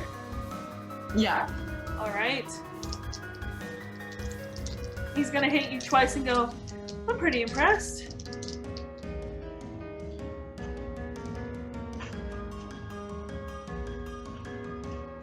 I rolled. We'll do that next time. That is a unnatural 20 and an 18, so both hit. Mm-hmm.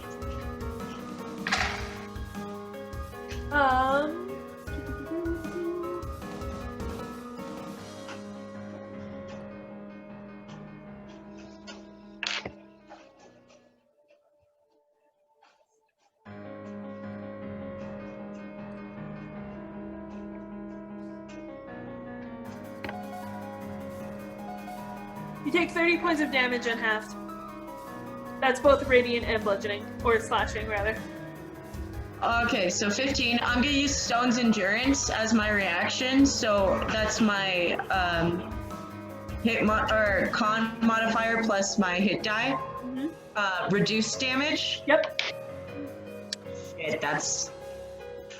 You can't see, but it was bunked. It was like. I'm gonna roll in the roll 20 so you can see this one. How do I roll? Just roll in real life, dude. Okay.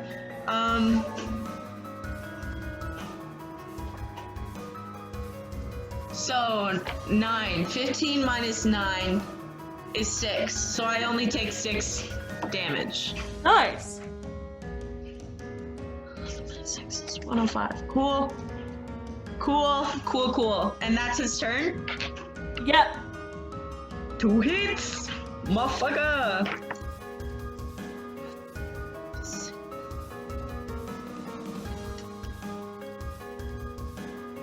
14.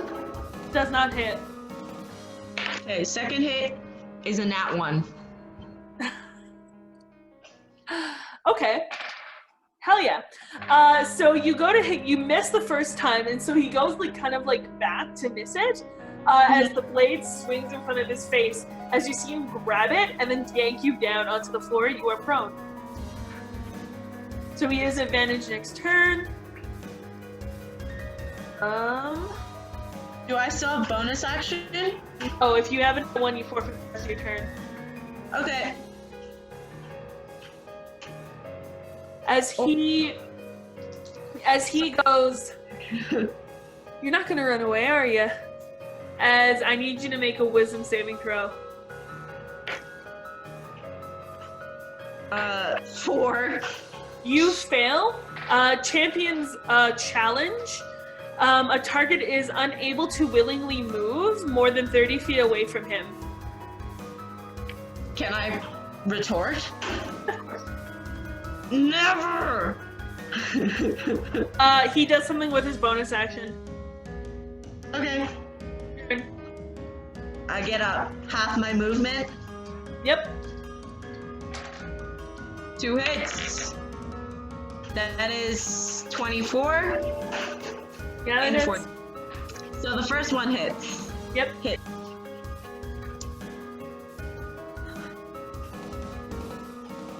$15 bludgeoning. Okay. So your turn?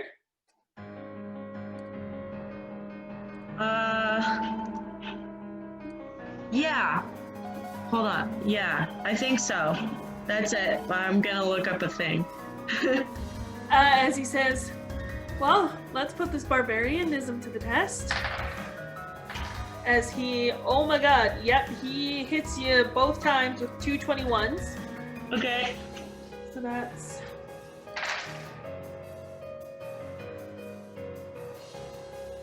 So the first 2 hits are 24 damage.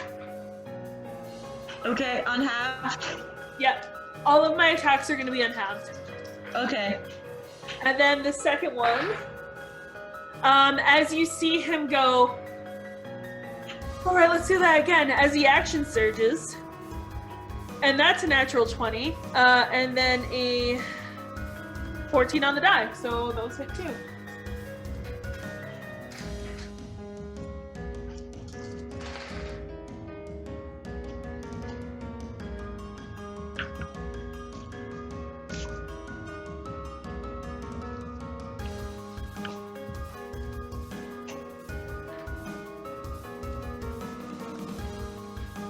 That's 41 points of damage. On top of what was already dealt? Yes. Okay.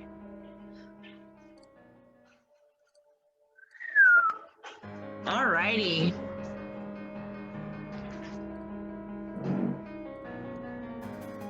Let me do some math. Good lord. Okay, that's his action surge. Nice. Trade with Adelaide. Gotta be some fighter in there. You think Alright. you know he's a paladin at this point. Okay.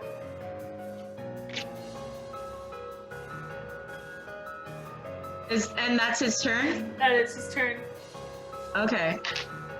Good hit. Thank you. First one's a 13. Doesn't hit. And then the second is a 27. That hits. And 5 bludgeoning. Okay.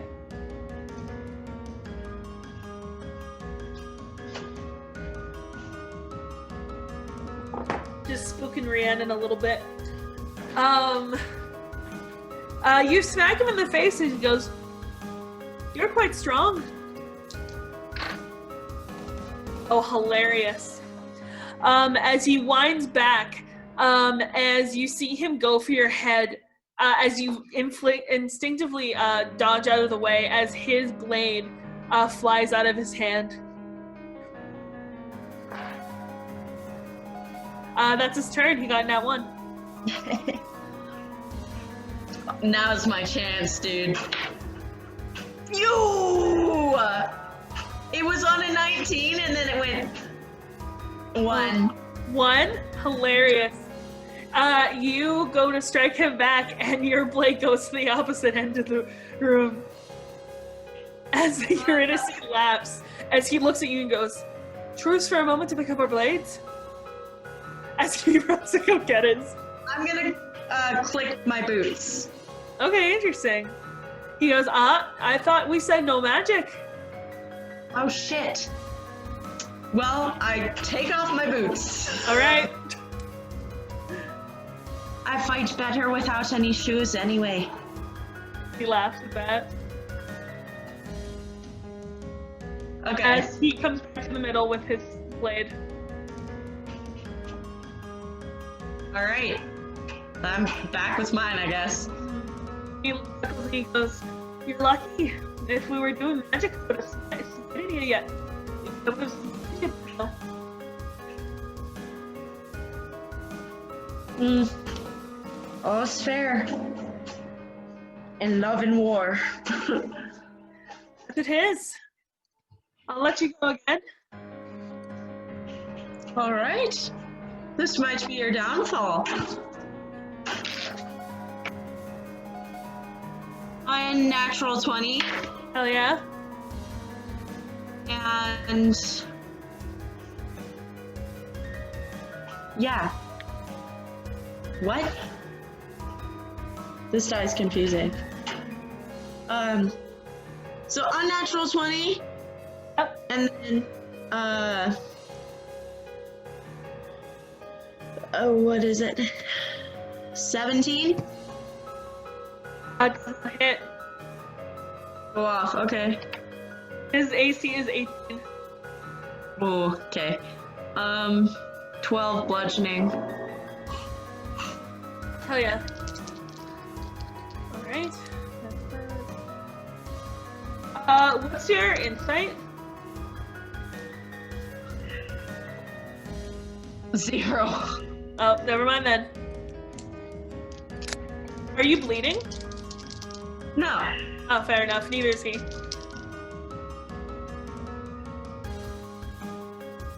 That is a 24 and a 23, so both hit. Yeah, not bleeding yet.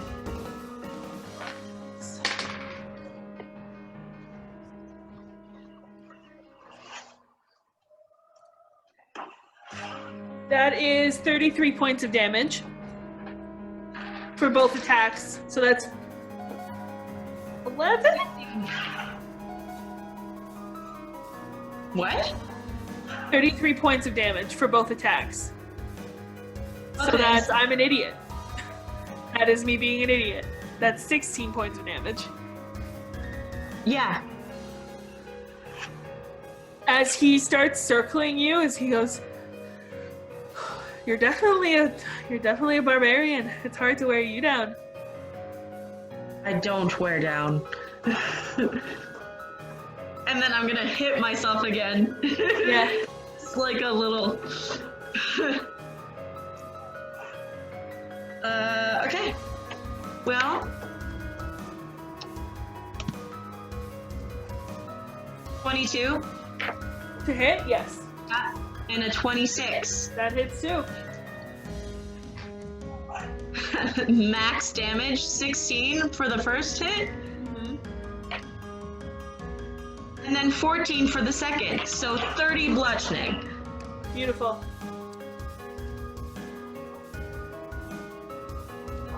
All right.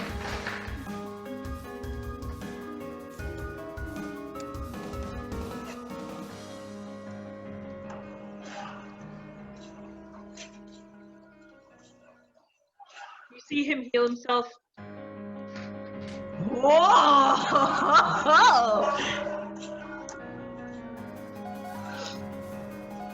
Shrugs and he goes, what's the good of being a paladin if I can't heal myself? There. You have your rage, I have healing. Don't worry, I'm only doing the lay on hands bit. As he is going to use his fighting style to do, oh, I think that hits with a 24. Yeah.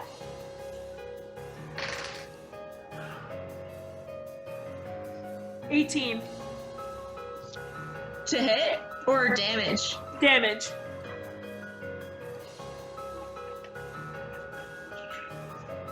I'm bleeding. So you both are exactly even then. Ugh.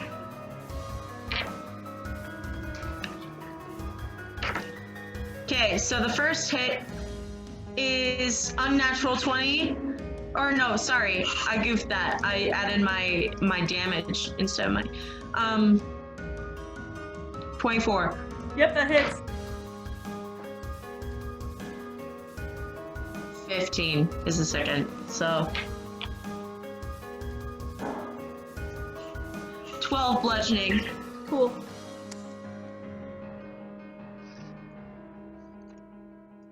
All right. He's gonna go again. Ooh, that might not hit you actually. 13, No. and then natural 20. Natural? Natural. Oh, go off.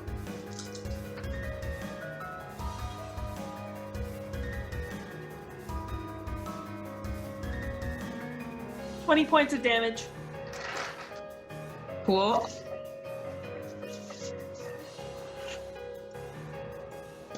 And then, oh, that's an action. He can't do, and he's not gonna go against his word. All right, your turn. 23. And the second one hits. I don't want to do math. It's a 15 on the die. Yeah. So 21. Okay, dumbass. 9 bludgeoning and then 7. So 16 bludgeoning.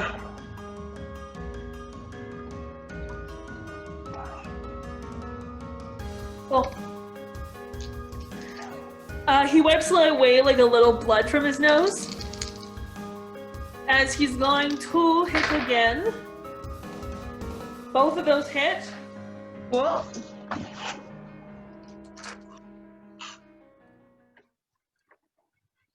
Oh my god, roll like shit, won't ya? 16 damage for both. Whoa. And then as a bonus action, a second wind.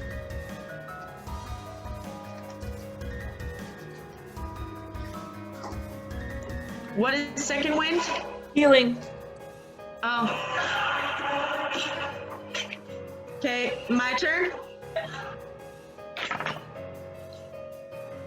23, That hits.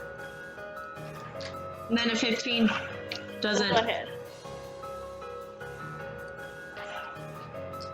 13 bludgeoning. Kind of chuckles at you and he says, "So what good was my second wind? You're just going to take it away." We're good at that. Your turn? Is it his turn? Yeah. That is a natural 20 and an 11. So only one hit was Yeah. a natural 20. It's a crit, so double damage.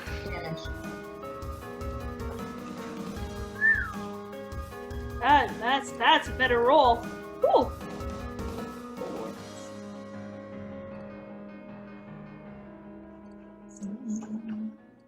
That's 38 points of damage.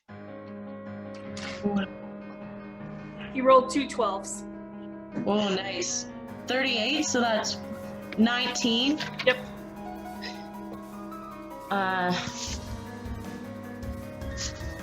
Let me. Head empty. Oh, good. It's late. I have 11 hit points. Oof. He is higher level than you, I will say. By not an insignificant amount. I'm doing pretty good, honestly. Yeah? 2 hits. Shit, one's a 10, and then the other one. Keep hitting one and then missing one. The other one's 21. Yep, that hits. Nice, and that is 13 bludgeoning. 13 bludgeoning. Cool. Cool.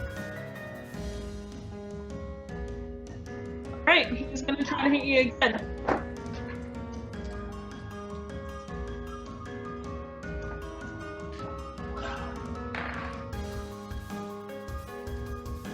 A natural 20 and a 22. Both hit.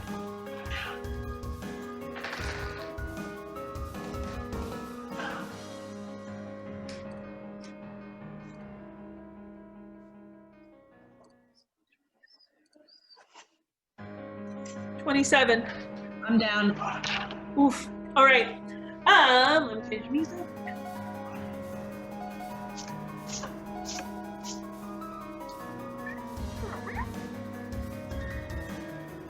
You're a good boy, me. You back out for like a hot sec, and then you feel yourself healing. Yeah. As you come to, as he just has his hand on your chest. Oh, fuck. Okay, he's gonna upcast, so. What do you guys want me to roll? I know. Look at him being a nice guy.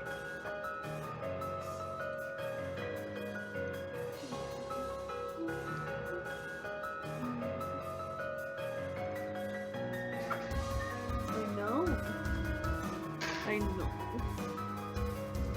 Has a lot to say. He really does.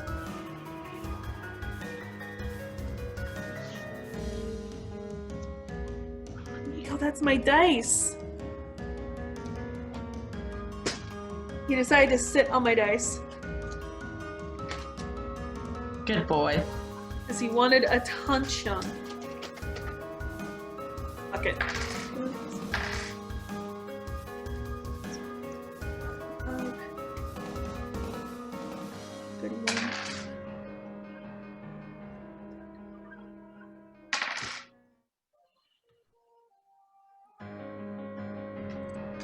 He heals you for 50 points of damage. 50? 50, yep. 50. Yes. Holy hell. Hopefully he's higher level than you and he upcasted. Woof. As he offers his hand, I take it. he shrugs and he goes, "Don't worry about it, I'm on my terrain." I'm sure if we were at the tribe, you'd kick my ass. I'm not embarrassed. That was fun. Was good. It's not often that I fight someone almost as tough as me.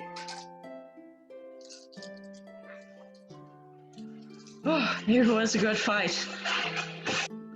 I'm It's impressed. unfortunate that you're not just my brother in arms. The army could use you, but you got other things going from what I hear. Kind of a busy guy. He laughs and Eurydice goes, well, are you two done? Trying to, over-masculine each other? Yeah, for now. As she looks at Oaken and goes, so that's your bedtime? As Oaken goes, no, it's not.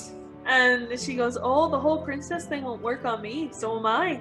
As she picks up Oaken and starts bringing her out.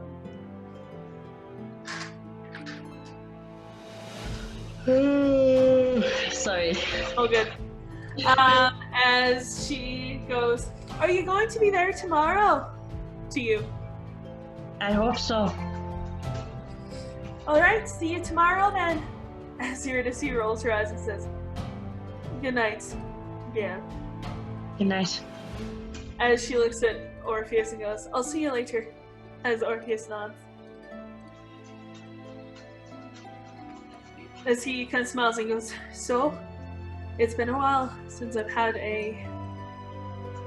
frankly, with all the duties that I have, it's not easy spending time with friends, and you seem to be approved, so I wouldn't mind some sort of adventure. Do you fancy a drink? I'd love one. Alright, so I'll show you the best place in town, as he starts leading you that way. Yeah!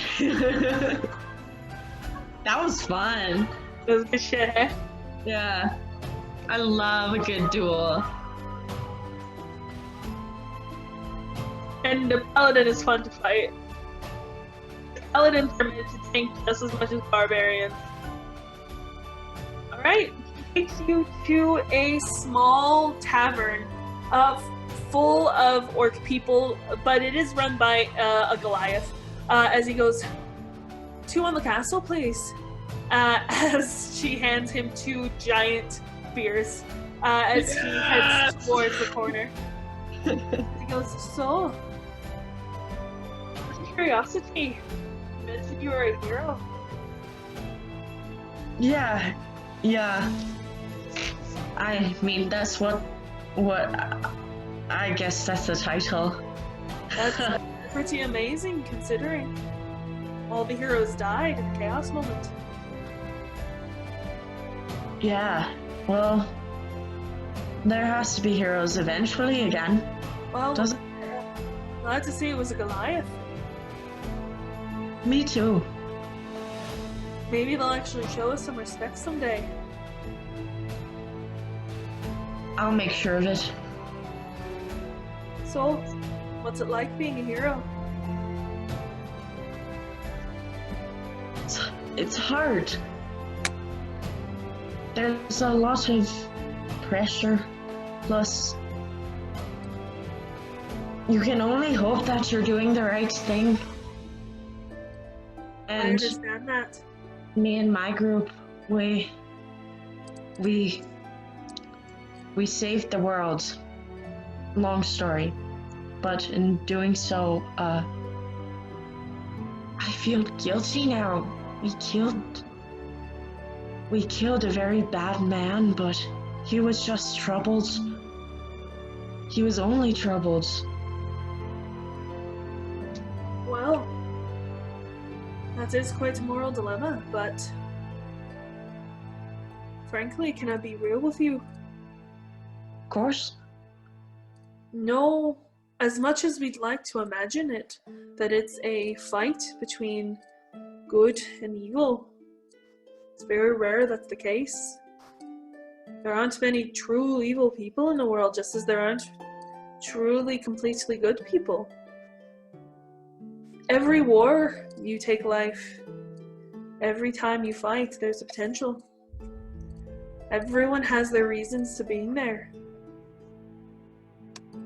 And truly, doesn't mean that what you did didn't need to be done.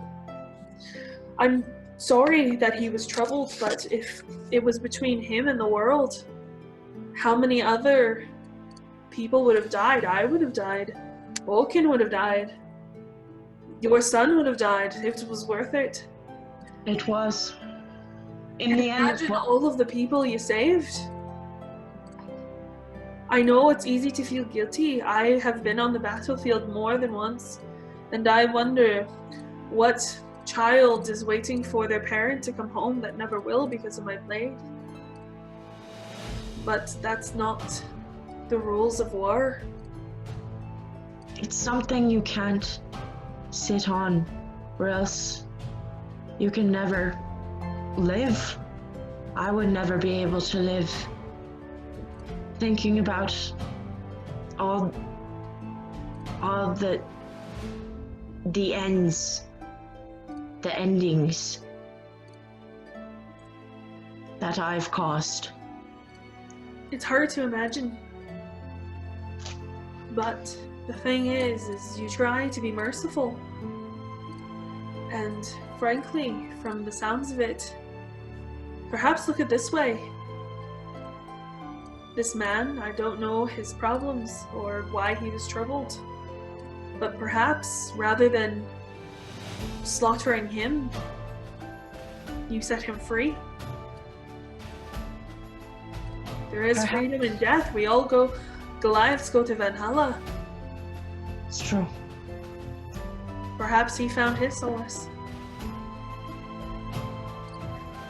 I don't think so, but I think that it's possible for him in the future.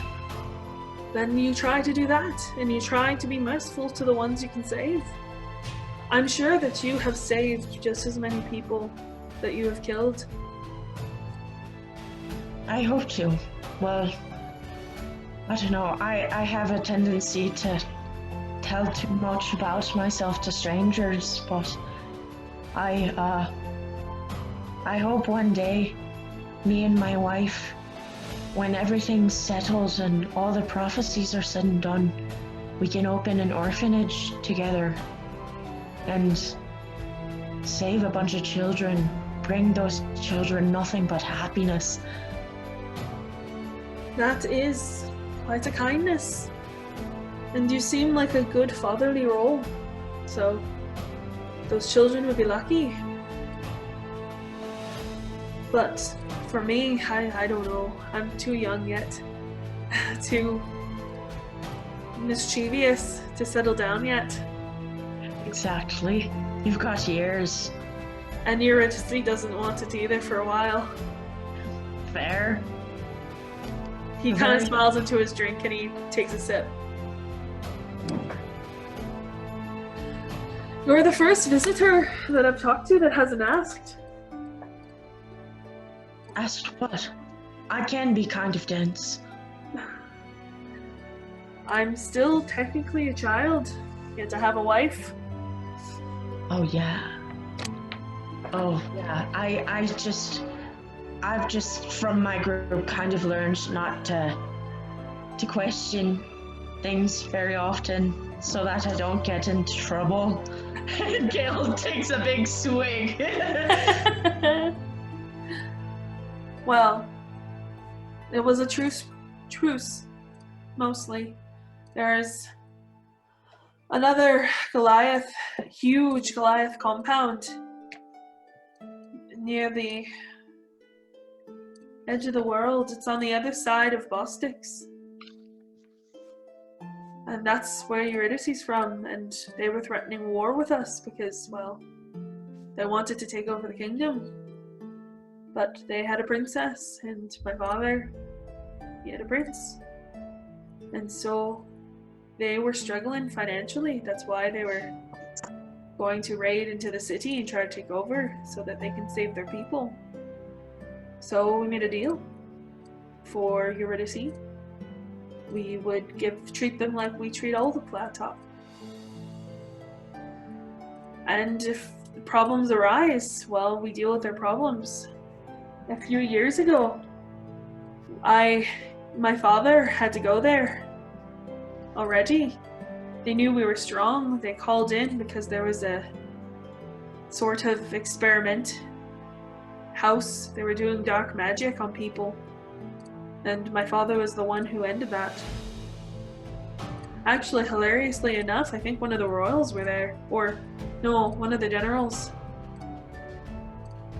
Oh. From what I gather, it's one of my father's favorite stories. A princess and was there to visit her friend, and I believe the friend was there for some sort of transformation. Some sort of soldier turning to a general. I don't know. I think his name was Landon, from what I remember. Oh. But she was, or they were, captured by this illegal dark magic, this doctor that took her in, and apparently did terrible things. But Shit. it's funny, he told me that he had met Landon, I believe that's his name, before, and Landon had these blue, beautiful eyes, as blue as the sky. And then when he saw them in the village, they were pitch black. Something changed that person.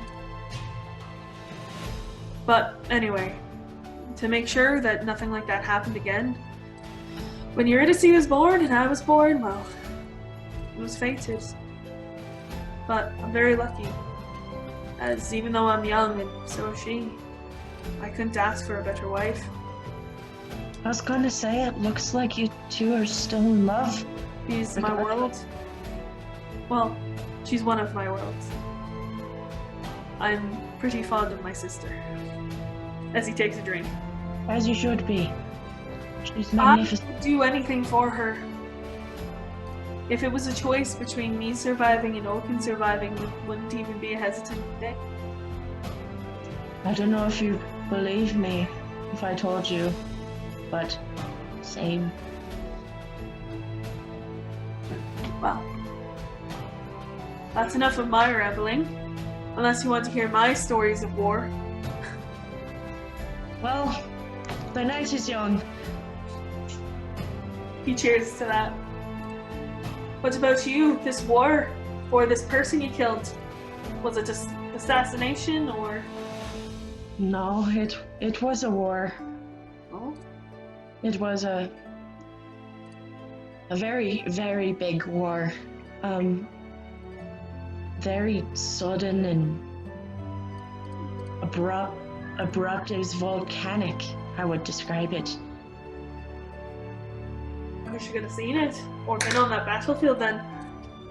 We could have used you. Probably.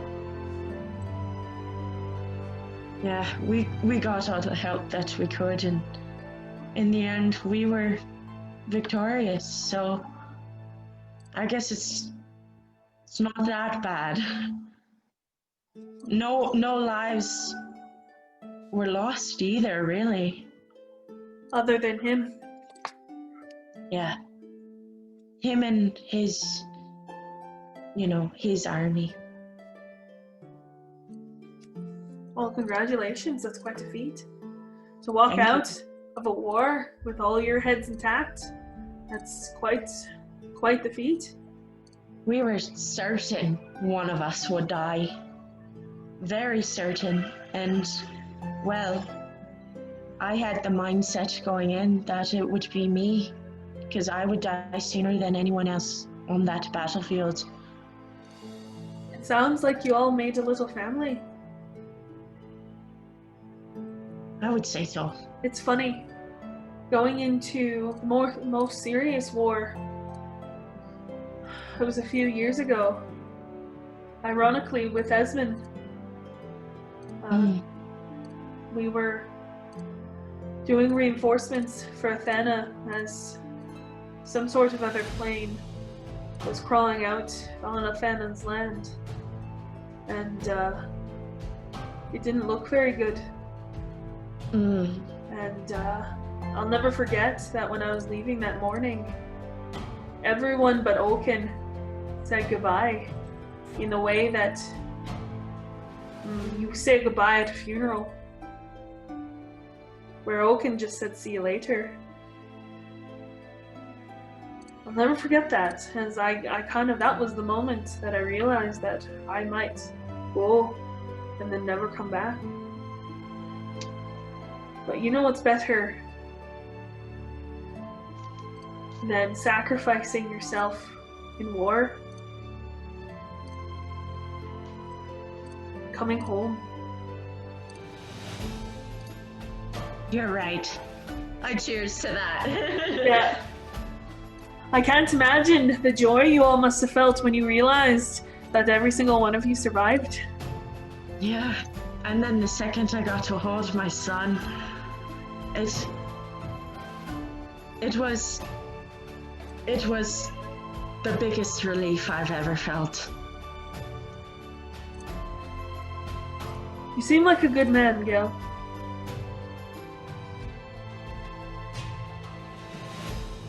I hope this is the beginning of a long friendship. Me too.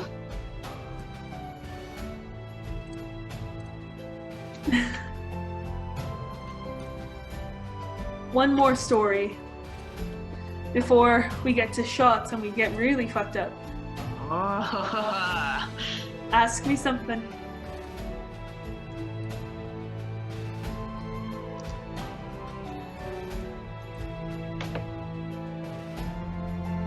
What do you know about Oaken's prophecy? He gets a little uncomfortable. I know that she's meant to die. I know that it's to save the world. I know that she has some sort of power that I've never seen in a Goliath before. I also know that prophecies in the end don't matter. Fuck prophecies. I agree with that. If I can help it, I'll make sure that she gets through that day. Me too. You have my word. I'll call upon you when the time comes. Of course. And the same with your son. I'll be there. Hell or high water. I hope so. He smiles. All right, my question for you now. Shoot. Nico. What's the best part about being a hero? You've mentioned all the prices. Cat? You've mentioned all the prices, but you haven't mentioned the rewards. Well,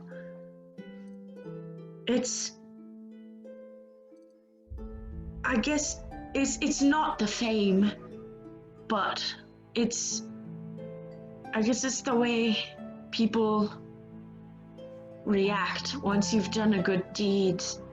You can see that they're happy, or that they're truly smiling, when before they looked scared or heartbroken. It's like you fix. Yeah. It's the best part is just being a hero, is how I can best describe it. Is doing good, righting wrongs, and all the people that you get to meet and help grow to love. That's the best part. I'd like to do that someday. You'd make a great hero. I appreciate that. But, king is my destiny. And frankly, if I don't take it, Oaken has to. And, well, I'm alright with being king. She should do what her heart desires.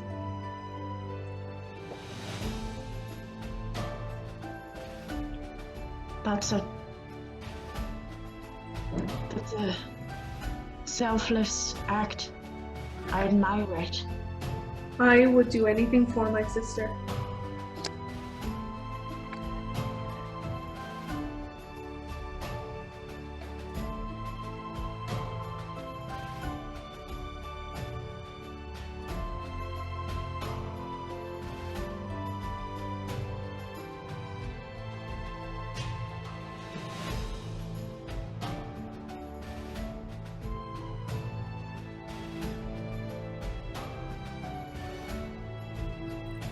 Hello again, adventurers.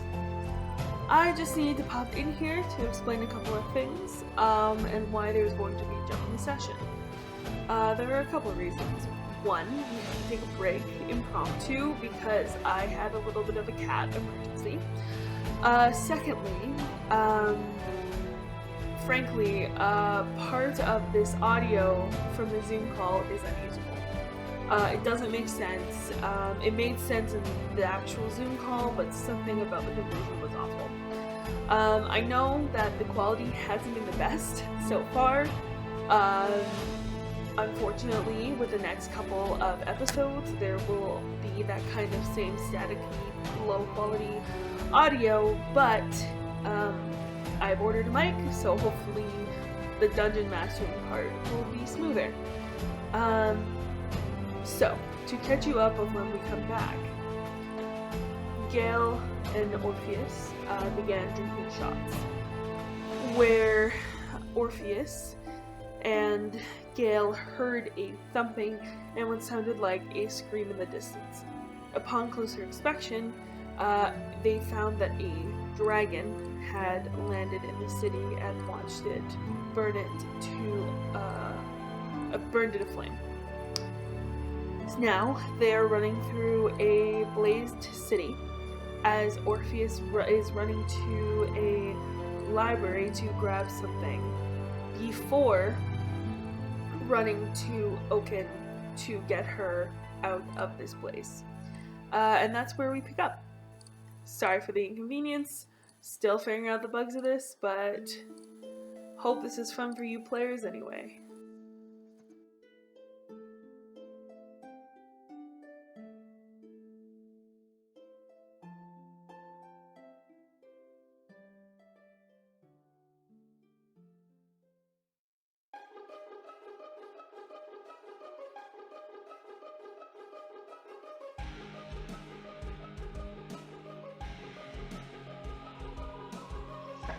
All right. As he continues to run, as you hear another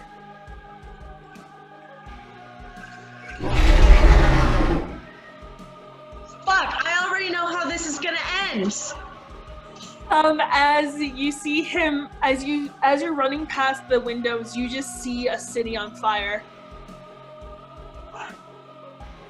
As eventually, you guys get to the library. Okay. We run in. What? We run in. Okay, I slam the doors behind us. Right. In that room, you see Mama Stell. I barricade the doors behind us, by the way. I don't know if you got that. Mama Stell? Dead, very, very dead. You see them looking for something, not finding. I cast Revivify out of my ring. Pardon?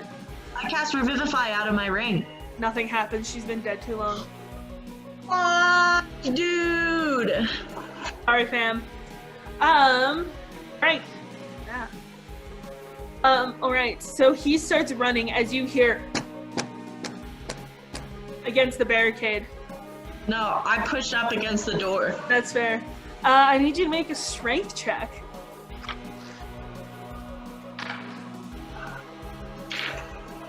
22. Yeah, you fucking keep it there. Ooh, shit.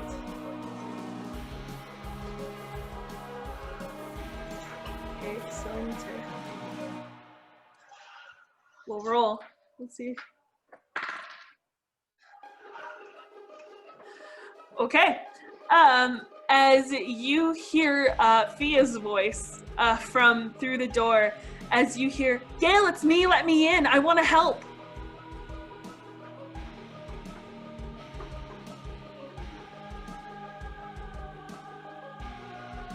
I don't fucking trust it. What's something only Theo would know about me?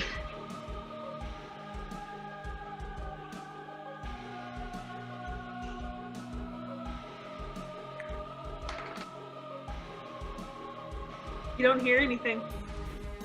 Then I'm not opening the door. Gae-el went big brain. We're not smooth brain in this fucking one shot tonight. Emerson, would you like to see the note I just wrote? Sure. I hate that. Anyway. Oh no. Let's see if we can find it. Hells yes. A few minutes later, you see Orpheus running down, as he says, "Okay, I've got it." Get ready. And I move aside the barricade. Mm-hmm. All right, he has his actual giant axe, his great axe, ready, as he waits to throw it. I open the door. Nothing. To Oaken. As he runs. Smart bitch!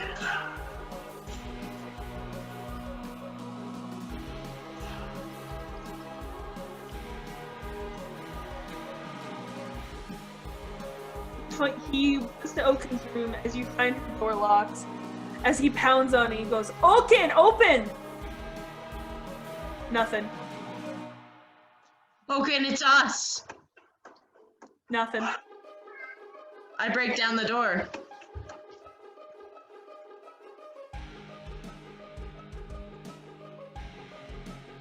Do I need to make a check?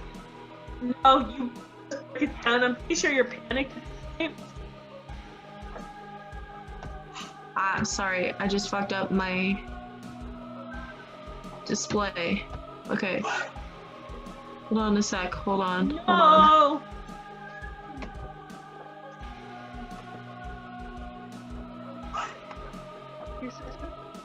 Give me like 1 second, my Zoom is not responding very well now. Oh, good.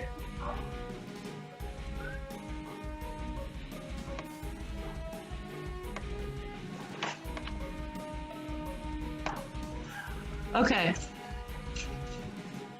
Wait a second. Okay, I'm good. Oaken's by the window.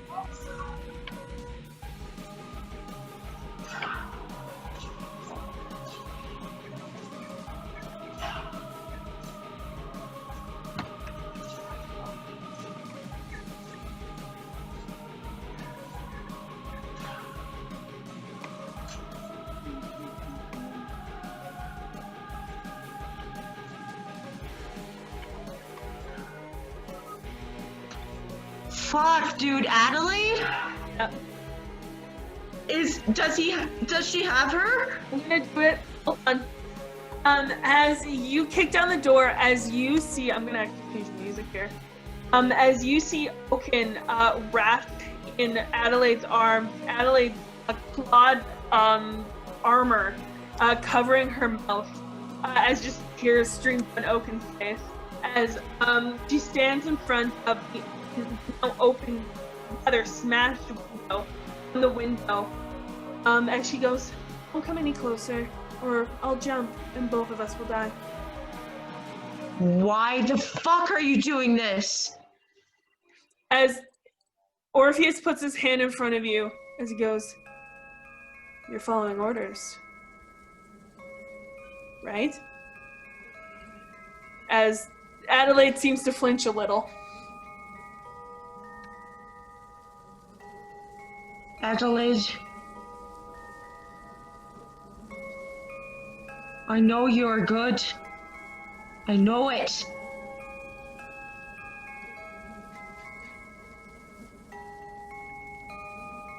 You're a good person. Vohorn is a dictator. Don't let him do this. As Orpheus takes a couple steps forward, he goes, "I know why you can't be a paladin. I'll tell you why if you let her go. And I'll tell you how to do it." Adelaide doesn't say anything.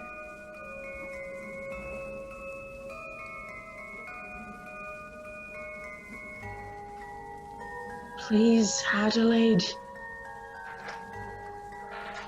Please. You don't know me, but you will. We're family. Adelaide. My only family is Vilhorn. That's not true. That's not true, and one day you'll believe me. You will. Vohorn told me not to believe lies. Vohorn is evil, cruel, a dictator. Yes.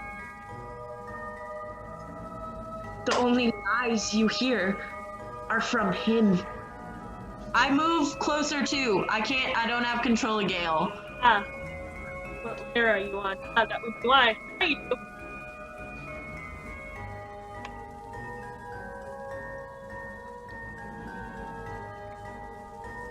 The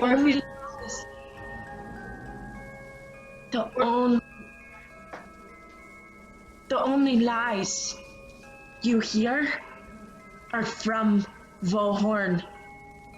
You probably believe everything he says. You've never known anything other than unhappiness because of him. And it does get better. He only gave me what I deserve. And you deserve happiness. You deserve a loving family. I was born a monster. No, that's not true. It's not true.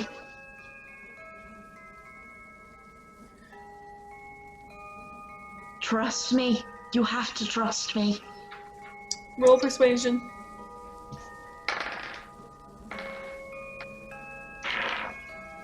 $17. She thinks about taking a step back, but she doesn't.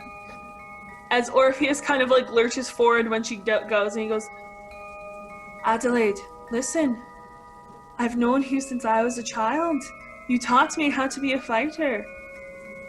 I know there's good in you, or else you wouldn't have taught a Goliath anything. That whole giant and dragon stuff, we can put that away. You just need to let her go. You know how important she is, especially to the giants." "Yes, I do. That's why I'm taking her. We will make her as he wants to make her, as he has made me. That's not going to happen. You know that. You know I won't let you leave here."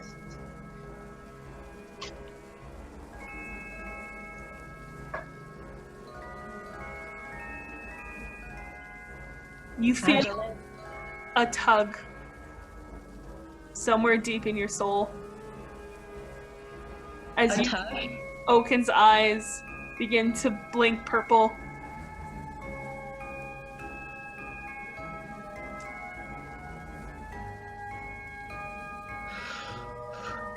Adelaide.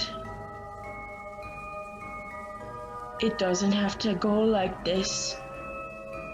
You know it, and I know it. And I start slowly walking towards her. I don't have a choice. I don't have a choice. You do. I don't. Adelaide, remember what I said to Vohorn. Remember how I told you all to remember? I've seen his death. That's impossible. He's a god. No. No, I've seen it. He takes a step back. So does Orpheus.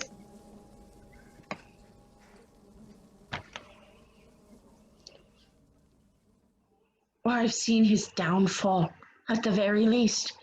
The very least you can call it. At the hands of a dragon. It's possible. Then it's his awful father. It's his awful brother. As she seems confused. The war criminal. The bad one. The bad one. He's not. He's not bad. He betrayed Titan. Yes, he is. No. No, he's not, Adelaide. These are the facts Vohorn has told you. To persuade your mind. They're all lies. He's a dictator, controller. You feel all the hair on the back of your neck stand as now Oaken's irises are more purple than her usual. Please. I reach out, offer my hand. It really doesn't have to go like this. We can talk. We won't even fight. I don't care that you have Oaken, it's just orders. I know you're good, Adelaide. I know you are good. Roll persuasion. That is a natural 20.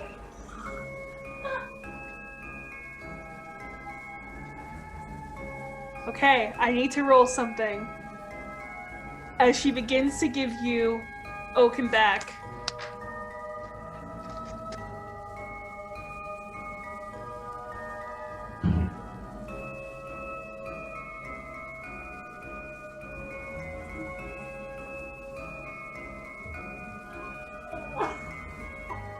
Okay, yeah, that makes sense.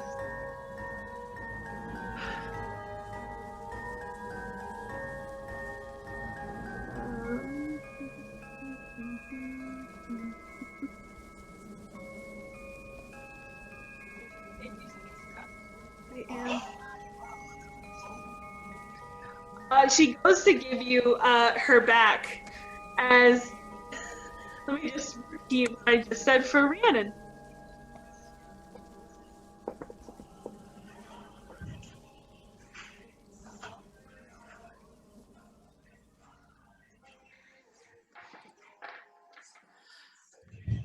So you see Adelaide, as you see her hesitate, her legs locking as she looks confused. Adelaide very slowly begins to hand a very young Oaken over to you. As you see something in her back tighten as she lurches into fetal position, as you see her, the shaking she had stop, as she looks up at you and her eyes are just black. Adelaide? As fucking, is he gonna do it? Yep. As Orpheus just fucking throws his axe at her. And if fucking hits for that 20, he's gonna fucking smite. He would. Yeah. But he's gonna fucking smite.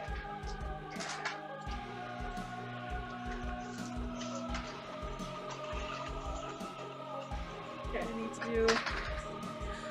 as he fucking hits her with his great axe. It hits her straight in the chest, right, the shoulder here, as he fucking smites, as she just inherently drops Oaken onto the ground.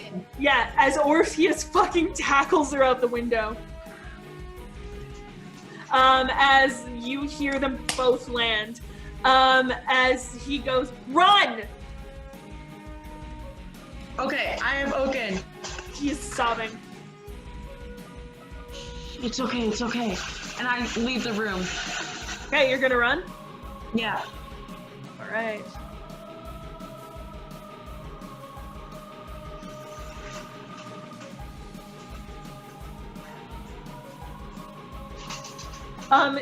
You see the city on fire. As you see now, most of the Goliath are dead. But so are the unknowns. As you see, the streets are just littered and everything is brought to ruin. As you hear, you see a dragon on the wall, looking down at you. I'm running. As you hear what sounds to be a throaty, shrieky dragon laugh. As you hear a dragon scream, as he shatters the castle. As you're running, I need you, what's your passive? 14. You see walking down with both a fucking great axe and a long sword. Fucking Adelaide. With her long hair now out of its original slick back braid. Most of her armor torn to shit. As she's walking towards you with pitch black eyes. As you hear, you really think she would be that easy to convince? You don't think I have some sort of fallback plan if she ever resisted? I have seen your demise. You will not survive, and you will not get Oaken. As she readies herself, roll initiative. That's right. That's the fight today. 9. Good.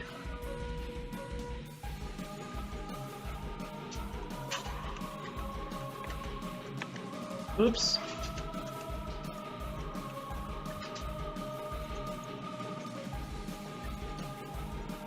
Fucking, I need to get her this.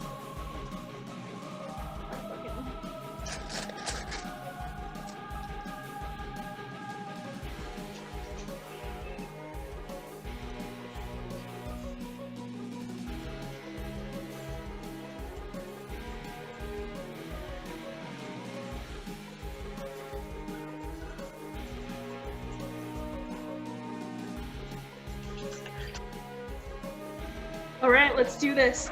That's gonna be Oaken, that's gonna be Adelaide. All right. Oaken goes first. As Oaken goes, put me down. I do. As she stands behind you, I'm just gonna use adult Oaken. Come on. Come on, you stubborn bitch. There you go. All right, Oaken, Gae-el.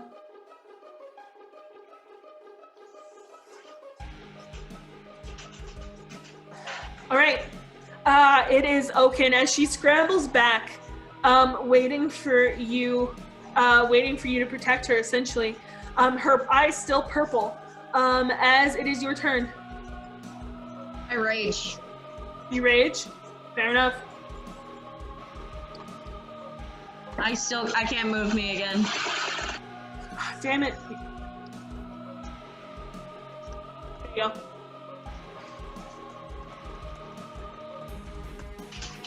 Two hits. Yep. Oh, now I have my normal weapon. 25. That hits. No, it doesn't. Shield. And what is the math? 23. That also doesn't hit because shield.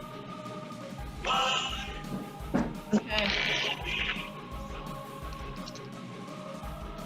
She's gonna hit you back. And that is that is a 31 and a 28. Yeah.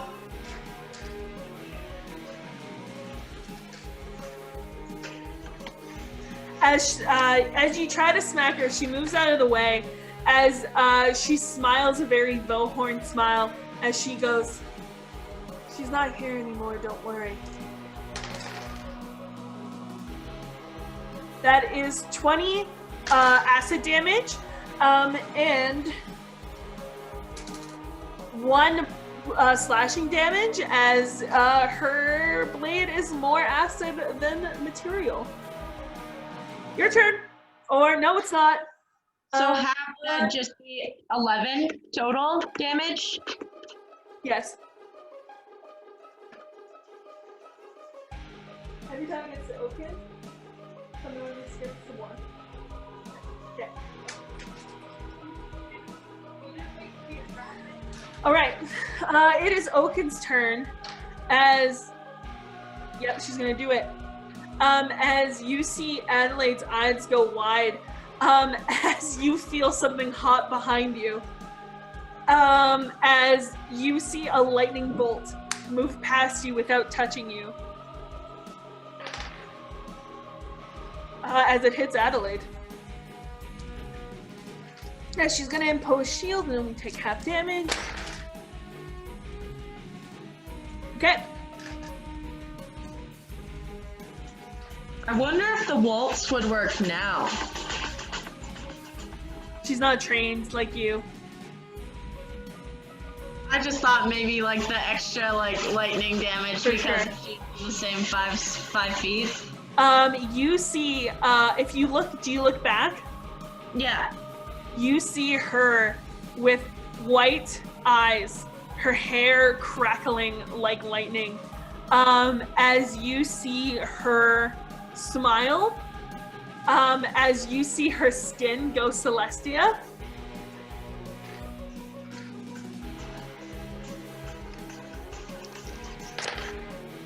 As you see the lightning bolt hit Adelaide, rewind, and then hit again.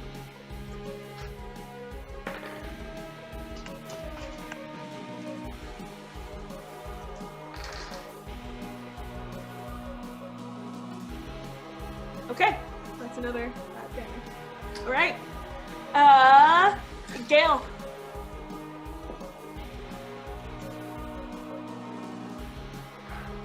$26. That hits, yes. 15. 15, sounds good. No, 15 to hit. The second hit. Yes, that hits. Okay, first one. 11. 14. Second hit. 9.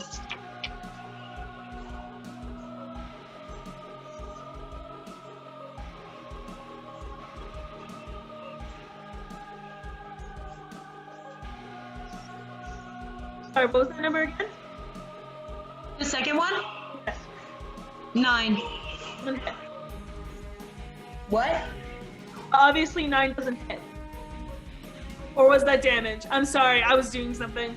That was damage. I see. Okay. I wrote that down. I'll write that down.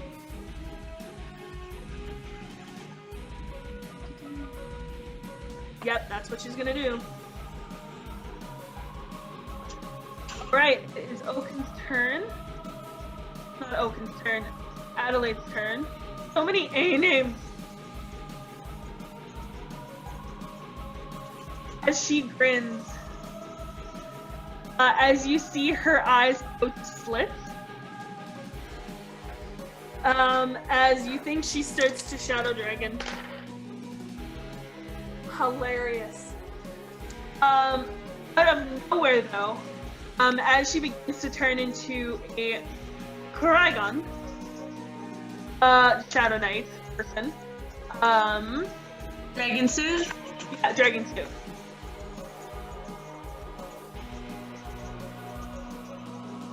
Orpheus joins the battle And he's gonna do as he fucking grabs her and fucking throws her. As he walks over to you, and he goes, "Cart, Huh? get to the cart." We will meet again, brother. Right. Well, before you leave, wait to see if I survive. As Adelaide screams, angry, as she comes out and she goes, "I don't like losing." As you see her burst out of her armor,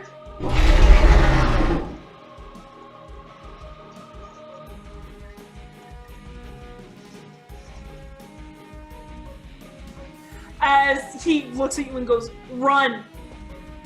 Okay, that is Oaken's turn. She screams. She's too fucking scared. As you see the purple fizzle out. Yeah, she's frozen.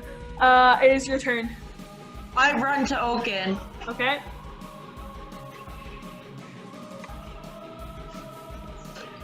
Pick her up. All right.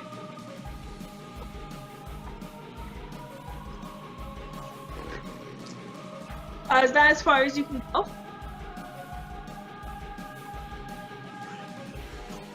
Yeah. Okay. Is that your turn then?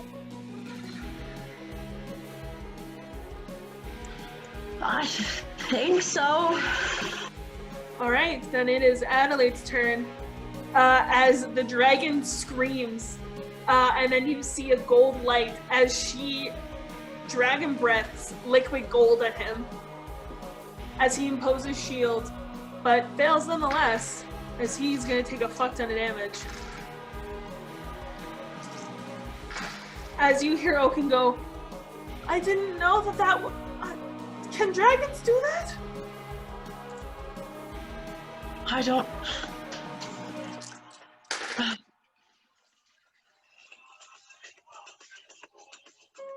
All right, it is back up to his as he fucking swings his blade at her and hits and smite. Okay, back to you. I start running with Oaken. As Oaken screams Orpheus, essentially. I'm sorry, little one. I'm sorry. Yeah. You asked me to do Oaken's turn, and then Oaken hasn't taken the turn. That's because that was gonna happen. But she took enough damage that it happened anyway. Sorry. I forgot about that because I was like, ooh, it happens without the timer. Okay, so you start running as she screams Orpheus.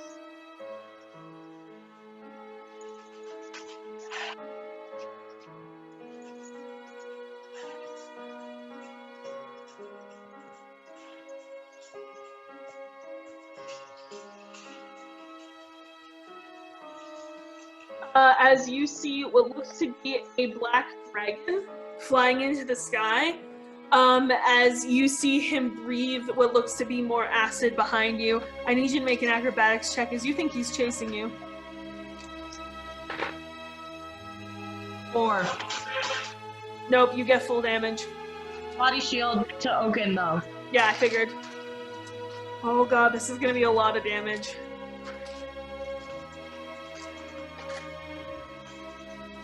So with his stats, yes. I need all of my d10s.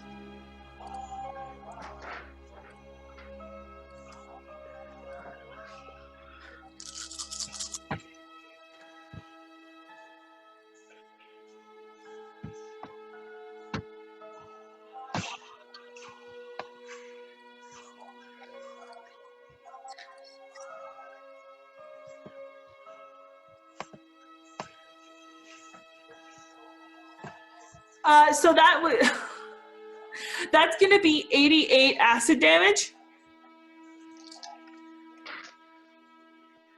You have it. Still raging? What? Huh? You're still raging. 44. Nice. Yes. What are you doing?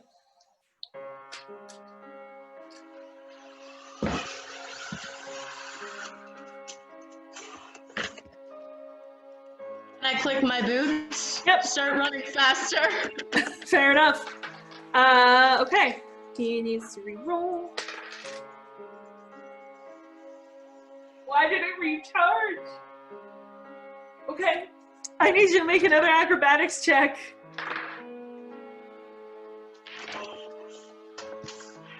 9. You fail.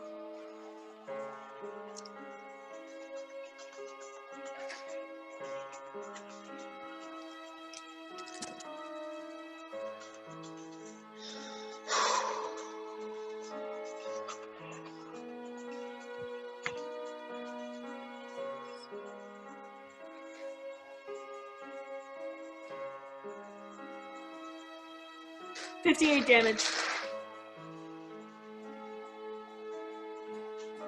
29.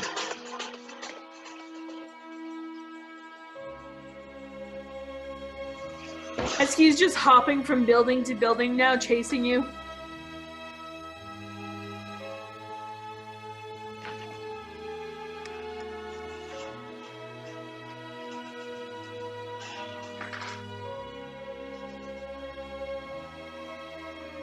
Oaken looks at you as she goes, "Can I do something?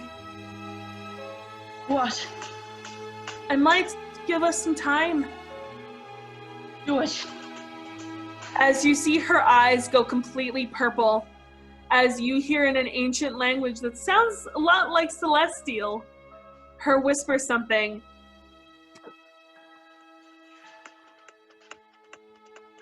As everything stops. Except for us? Except for you. My boots are still on. I'm running. Fair enough.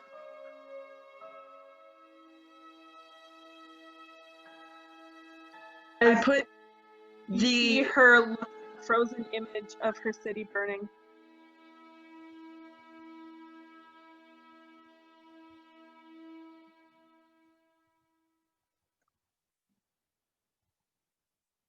Outside of the walls of the city,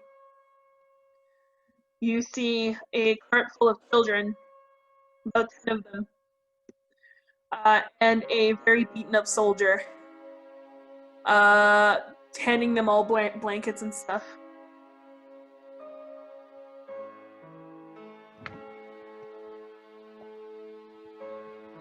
You hear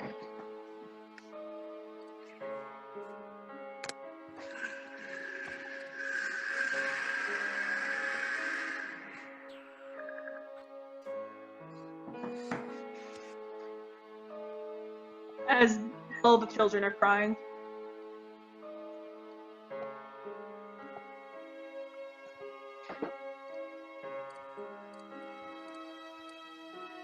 Fuck.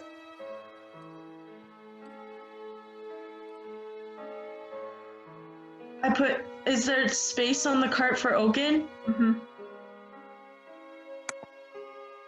Okay. I sit her on the edge of the cart, and I take the polar bear cloak that I have and wrap it around her and put the top on her head so no one can really see her. Mm-hmm. I go, listen to me. Your name is Gae-el Anakalathai. You will be safe. You're an Anakalathai. She looks past you and then bursts into tears. I know. I'm so sorry. Look! As she points behind you. Do you look? It's Orpheus. His armor is completely off. As his everything is gone. His armor, his shield, everything, as he has some hard ass core wounds. And you don't think he's gonna last much longer. as you see a whole ass dragon bite from here to here. As he kind of like shakes his head as he. Dude, you froze. You froze. Damn it. I am frozen now. From Here to here is a dragon bite. So his shoulder to his hip, right to his core, like this whole torso. Yeah, it's amazing he's still walking. As he stumbles over and kind of like falls onto you. I grab him. As he takes out a vial, and kind of like pats your face, and he goes, "Good man." As Oaken is sobbing, as he uncorks this vial full of what looks to be this white purpley liquid, as he hands it to Oaken and goes, "You need to drink this." As she goes, "I don't want to." As he goes, "You don't really have a choice, my love." As she takes it shaking, as he helps her take it. As you see her eyes get like really sleepy, as her face leans into his hand, and he goes, "Like Gae-el said, your name's Gae-el Anakalathai. You don't remember your tribe before. You don't remember that you are a sorcerer. You do not remember that you're a cloud top. You came to the Anakalathai tribe.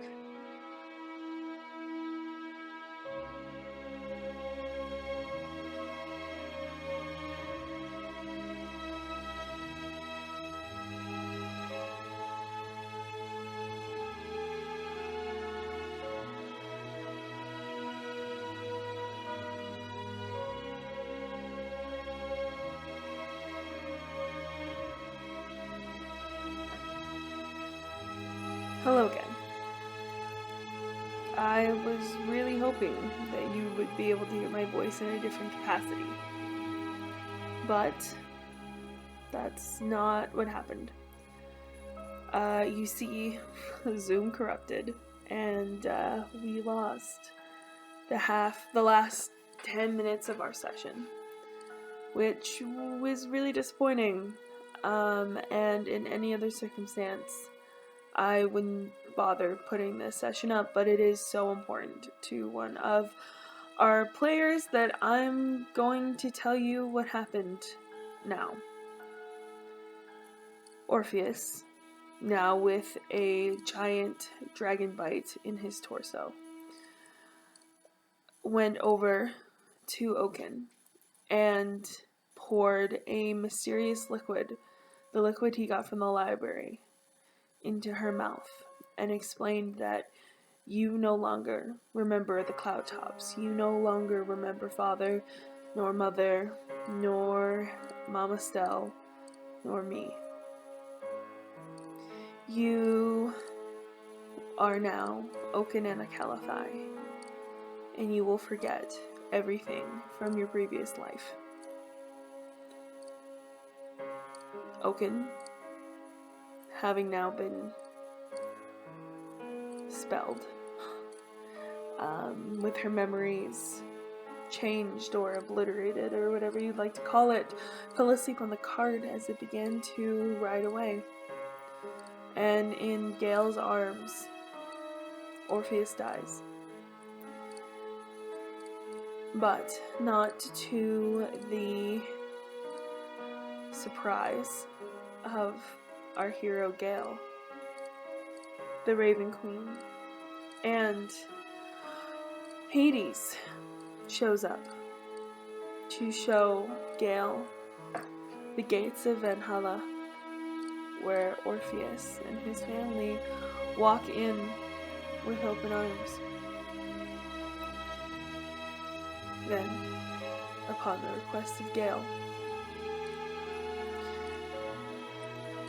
they take him to the Anakalathai tribe, where Oaken, confused about where she is, looks at the friend who kept the ball from her in her kingdom, and asked him, saying his name for the first time, Gae-el, where are we?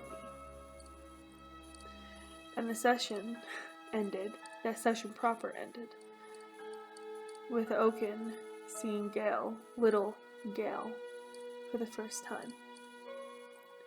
Then, Paradox, the storyteller of this world, brought Gae-el back into the void, saying that she showed him what he was truly fighting for, and that Orpheus was somewhere in the void, and if he is lucky, he might be able to bring Orpheus back. Having agreed, Paradox tells him that Oaken, grown-up Oaken, is somewhere in this game as well. If they both win, well, that's 2 prizes. And unfortunately, though this is not ideal, and this is not how I wanted to end this story, I wanted to show the real sobby mess that it was. That's where we end tonight. Thank you so much for watching or listening, my dear players. I hope this is the only episode where I have to end it like this. But I love you all, and have a good night.